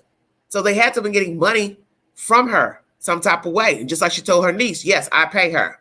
But how was she paying if Wells Fargo seized her money? Will we find out that at that time of filming, she had money put up? Because a lot of famous people, wealthy people, even regular people, keep cash on hand for an emergency. Will we find out she kept cash on hand? And that's how she was paying the staff from cash that she had put up, shoebox, dresser drawer, whatever. So all the questions I asked in the past live streams pertaining to this debacle are: the Guardian, what is their role now? Will it be lifted? Will it be given to either Miss Williams or her family members? Who stole money off her account? It's alleged the son did it. What else was stolen? Lines of credit, loans, monies. Did anybody steal from her out her apartment? Gifts? We heard the niece saying something to the effect that something looked like it was missing or something's gone. You heard Will crying and moaning about her selling things off in her apartment. Well, that's still her choice. That's her house. She said she don't want the things. Was it because she was moving at that time, or she was broke and she knew she was broke and she thought, shit, I need cash money. Let me try to sell some of this stuff out of my house. So did the Guardian get wind of that and try to block her from selling things from her house? Because it seems like to me the Guardian is only in it for the money. They didn't care about her failing health, getting drunk. And as I said, who's to say she wasn't also imbibing narcotics? Because she did have a drug use problem as well.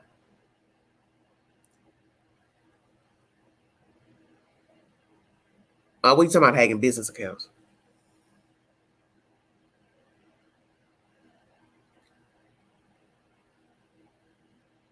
And yes, no food. So nobody cared. So all this bullshit about how the documentary looked, you just don't want to own your part that you were with her and it was filmed. You all knew what was going on with Wendy Williams before those people ever came. See, this is how you have to assess a situation. Don't jump to the middle of the story. Don't jump to the end of the story. Start at the beginning. You were there working with her in her worst moment, plural. You saw how she looked, how she sounded. You saw how she was living. You saw what she was drinking, not drinking, what she was eating, not eating. So before those people ever pitched the idea, hey, we want to see how you're doing, what you're doing, you knew better than anybody because you were there. The family members had to have an idea that something was up because didn't you video chat with her, Skype, visit her sometimes? So you had to have known she didn't look well, she didn't sound well. The brother admitted to going up there at one point and seeing that she was drinking, I guess a lot or quite a bit. But flip side is you can't tell somebody what to do. So did he ever tell her, hey, I'm noticing you're drinking a lot. You know, you might want to calm down, simmer down, slow your roll. Did Tommy ever tell her she was drinking too much? Did anybody in her circle tell her she was drinking too much? Who was buying the liquor? See, this is why I keep telling you, she had to have money some type of way. Because in the end, who's going to be paying for tickets, food, groceries, liquor, vapes, without getting something in return? Airline tickets to LA. Shawn, did you buy those? And how would you get the money back if she didn't have any money to pay you? See, you have to ask all the pertinent questions. So to try to put it all off on the producers, they made a mistake. They made her look bad. No, she was already bad. That's the point. You know, how would they know what she had going on in her penthouse or her apartment? They wouldn't know that. They would only know unless somebody told them, and they went on and filmed it anyway. That was the purpose of doing the documentary, is to see where she'd been, what she'd been doing. And they realized she had a forgetful memory, bad off, frail, sickly, feet swollen. And a lot of that she was doing on her own. They didn't have to tell her, hey, pull your foot out the boot. Let's see your foot. Now, naturally, we won't know if they did, but she's showing China her foot, how she looked. I think that she wanted her to know. So as Fat Joe says, Wendy's still in there. There's moments where you can see she was lucid. She'd say what she wanted to say, told you how she felt, what she wanted. She let you know she wanted something to drink. She let you know she wanted to vape. That's the same part of her speaking. But then there were times when she was naturally forgetful of the people in her circle, calling them different names. What's the fallout? What's going to be the end result? Will this woman be healthy enough to be released from the facility? Number one, regain her monies and take care of herself. Will this happen in the near future?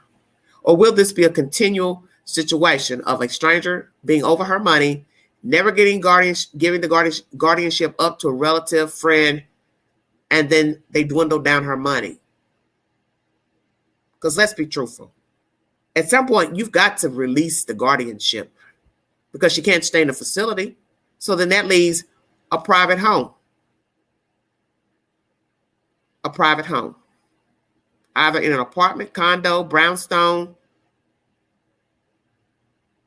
or some type of home for those who are chronically ill. Not saying hospice, because that's only for people that are about to die, but some type of facility or home designed for sickly people, and they pay a hefty fee to stay there. I don't really know where this is going, but this can't continue because we're going out of 22, 23, now 24 of filming of this documentary. Something's got to give. Because they filmed this from 22 to 23. It's now 24.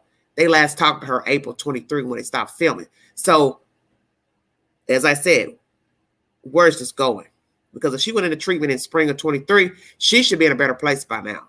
Because she wouldn't have access to drugs, alcohol, vapes. So her body would have detoxed all those agents out of her. And as they say, out of sight, out of mind. Sometimes. Now, could she come out still wanting to vape, still wanting to smoke cigarettes, still wanting to drink? Of course. Because she's done it for a while. And we know old habits are hard to die.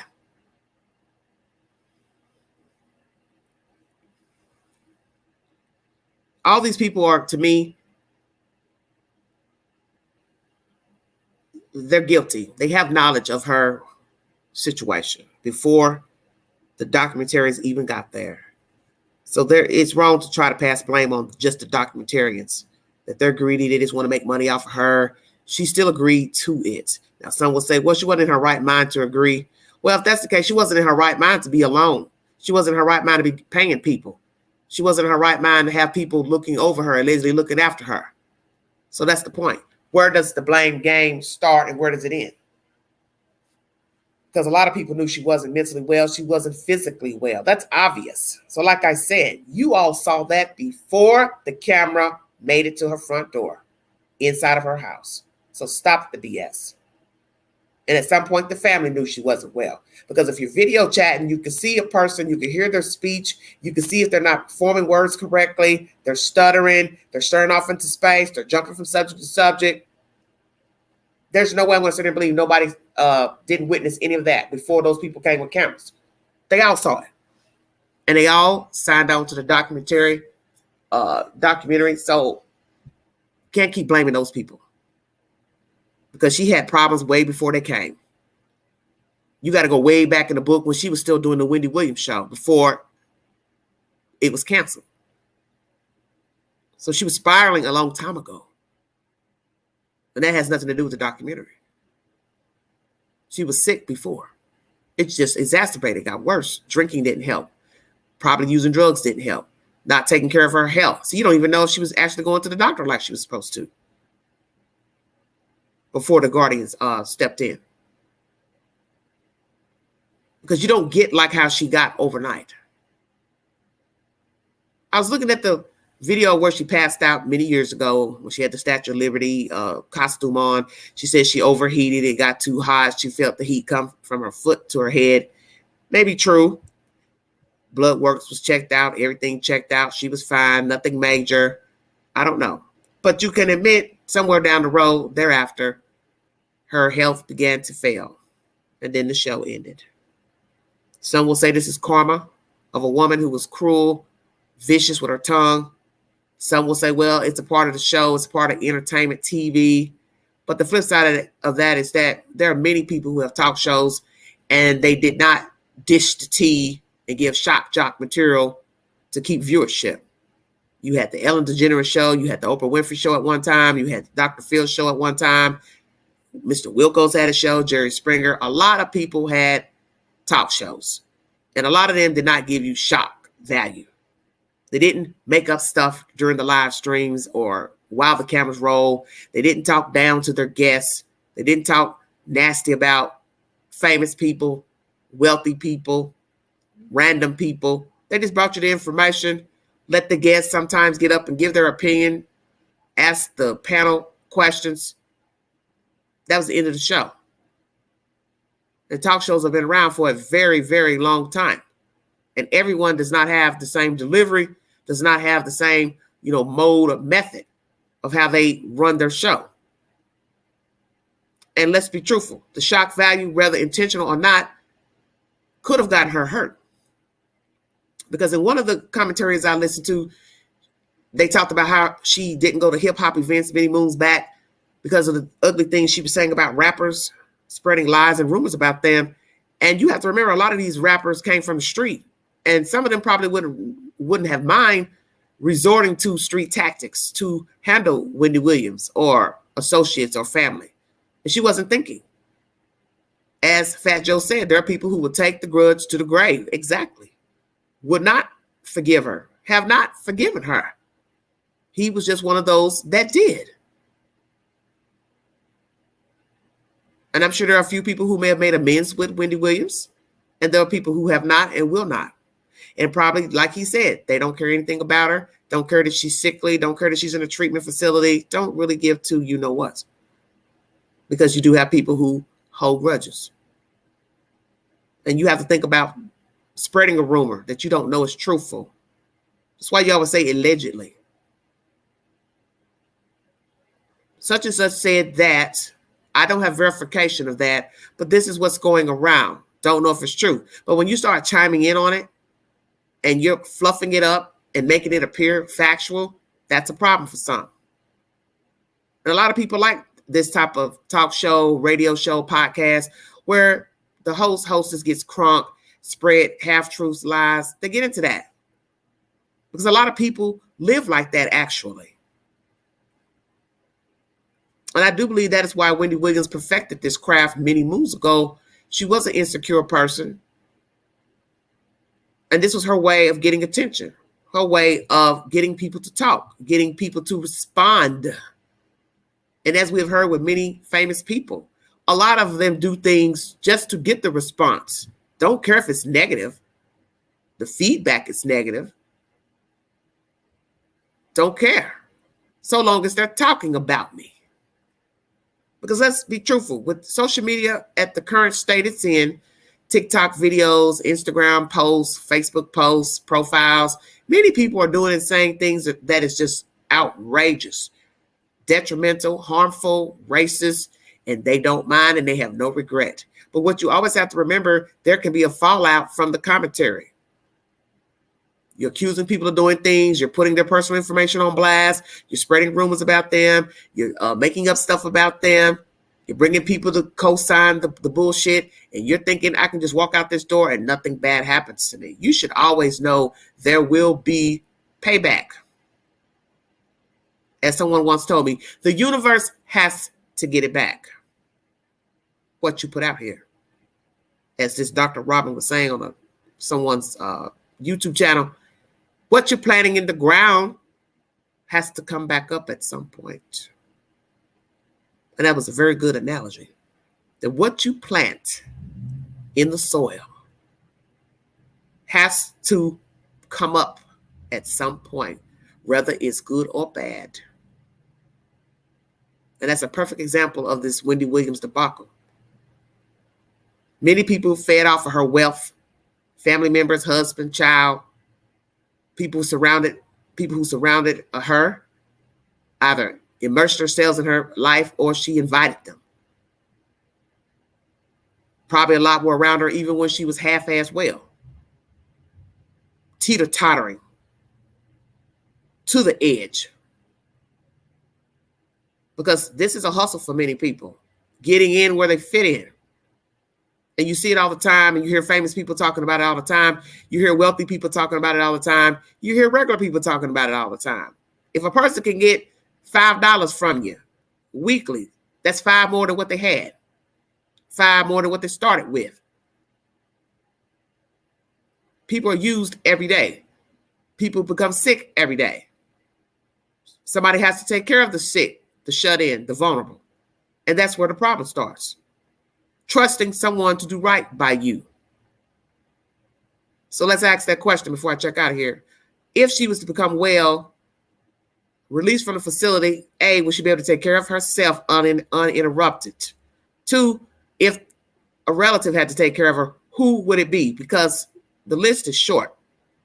The son can't do it, so that leaves the niece, the older sister, and the brother. Would they want to be obligated to take care of her now? Just asking. Because as Fat Joe says, words are cheap. They, in his opinion, about people gossiping about him, but just overall on the storyline, words are cheap. You can say one thing, but you really don't want to be obligated. But I would hope the sister was truthful and wanted to take care of her, because I don't think a separate entity needs to be over her. Now, is she at a stage where she needs to continue to stay in a treatment facility? I don't know. Is she able at a point where she can be released? I don't know. But I know at some point you cannot just continue to stay in a rehab center. At some point, somebody's got to deem you fit to come out of there.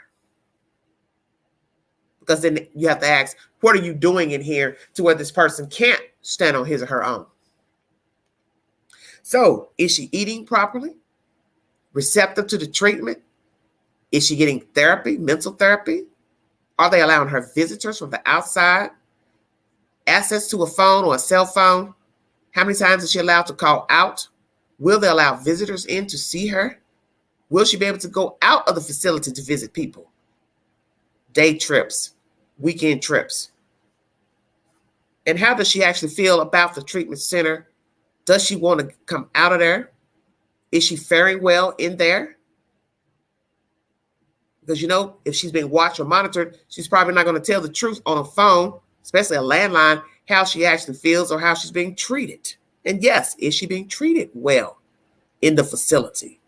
And how much money does she actually have in her Wells Fargo account? Has it been dwindled down?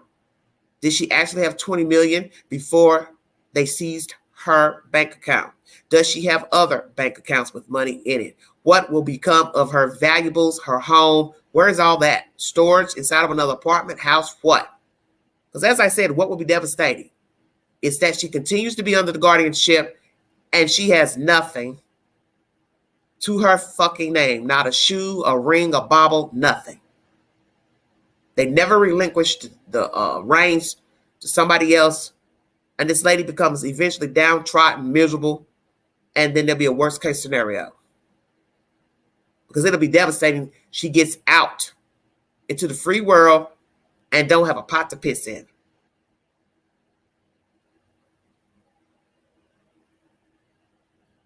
Well, they might. But my thing is, why would a person be in a long-term facility if they're showing signs that they aren't dependent on drugs? Then one would have to say, you got her in a facility for her health. So now you have to ask that question about the facility. What do they actually do where she is? Is it for speech, health with meds, mental meds, and also substance use, abuse? Because even if you're treating her for her substance abuse, she still has health problems.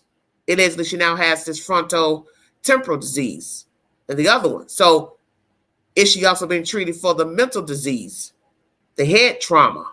So you have to ask all those questions. Therapy, help for her diseases. Does she actually go see a real doctor, specialist? What is her overall status in the facility? Because it's way deeper than just the substance abuse. The woman has actual problems comprehending things. So is she getting all around care for everything that's wrong with her? And will she ever walk free? The next live stream I'm going to do pertaining to Wendy Williams will be pertaining to this dirty husband claiming he's broke, girlfriend broke, baby mama, allegedly they're not together. Some video I watched that was about 6 months ago.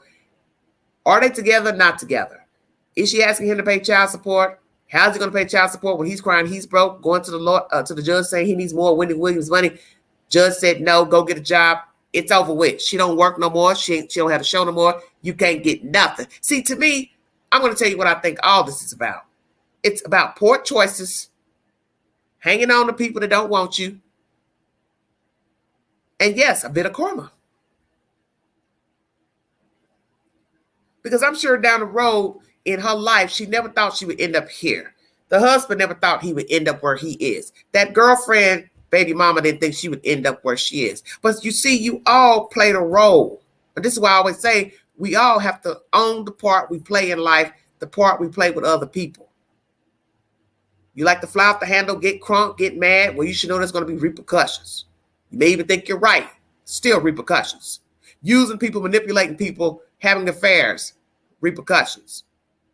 Having a baby out of wedlock with this girl that you have an affair with for years, repercussions. She's broke, you're broke, repercussions. Now, there's no money for nobody to get. Checkmate. The well is dry. As they say, you can't get blood from a turnip. Amen. But this is payback. You see, the universe had to get it back. You use your wife. You had a mistress. Now you spent the money you were getting from Wendy Williams. It's poof, voila, gone. Her son was over her money, affairs, flagged her account. Poof, voila. Guardianship. Do you see what I'm saying? There's always stipulations for freedom, free will.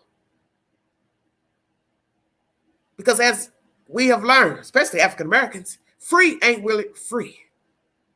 So all this time she's spending money, getting high, drinking, doing whatever she wanted, failing health, people using her, coming in a circle, there would be repercussions. Nobody saw it. Nobody expected it. But now you have a fallout. No publicists, no managers, nothing. She's in a treatment facility. No more money, no more handouts, no more using, no more stealing, no more coveting. It's a wrap. Where does the son live? How does he pay his rent? Blah, blah, blah. Don't know. But that's the point. Repercussions. Everybody's spinning off the back of one woman, and look at everybody now. The universe got it back. Because you put this out here using her, the girlfriend using him to get the money from Wendy. Now these two are broke, don't got nothing. And the proprietor of the money, the wealth, she's in a facility, don't know how she's really doing, and she don't even have access to her own damn money. You couldn't and can't make this up.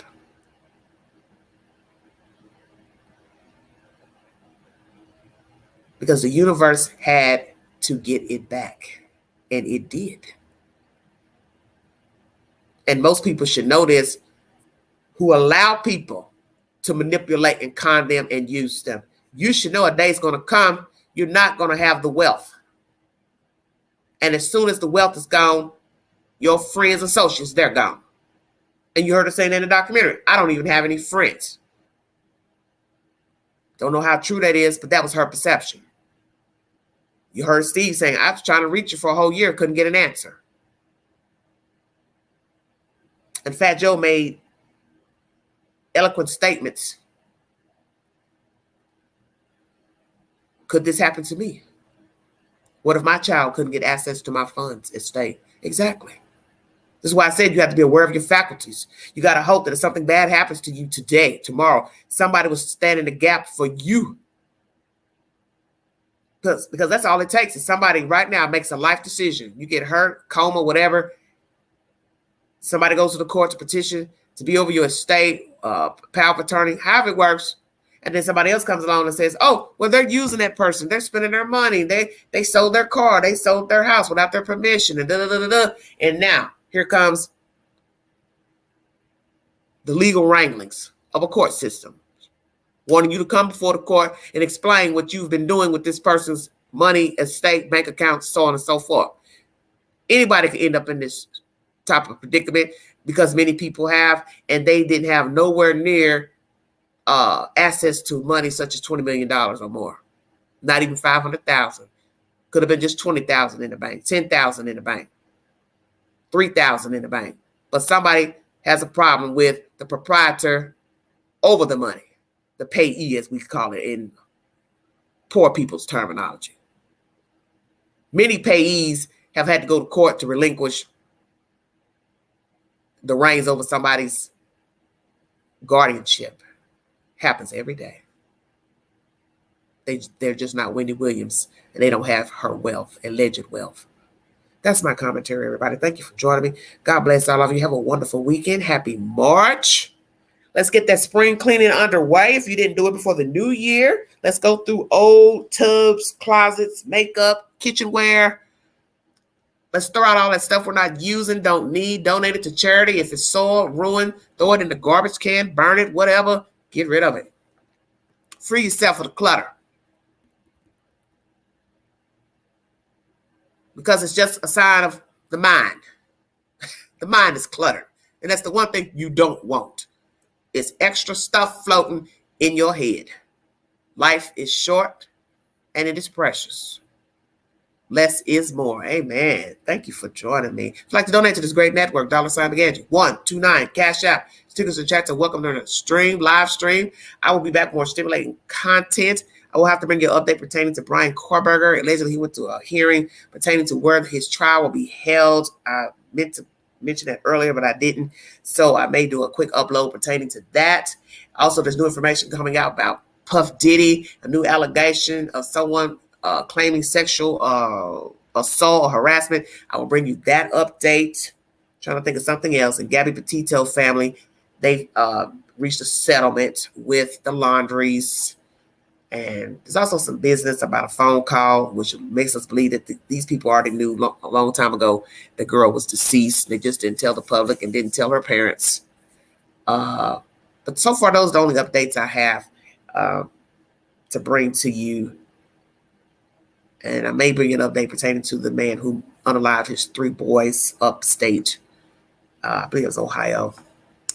You all have a wonderful weekend. And thank you for tuning into this live stream. Please go to my community page for said updates and polls.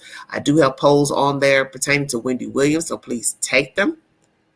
And I may come back later on, maybe tomorrow, and we'll do a Saturday SmackDown on different topics, and we can still digest this information pertaining to Wendy Williams and where is she and what will become of her. Because those are the past two videos I have done pertaining to her state of mind and her physical health. Where is she? What will become of her?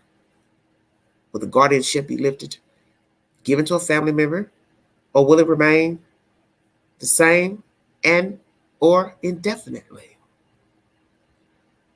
And what about Mr. Hunter? How does he feel now, knowing he used this woman for years, lied to her? She still rode the ride until she finally left, and then she just could not move on. And I do believe that was the start of her demise, of a breakdown of her life, is she couldn't move on from the divorce and the betrayal. Where is he and the girlfriend now? Is he paying child support to the child? To the mother for the child? And will they finally get off their lazy asses and get a damn job? How about that? As what the judge told Mr. Hunter. Go get a job. Amen. The joy of greed. You're welcome, sweetheart. You all have been listening to the Bald XL. Thank you.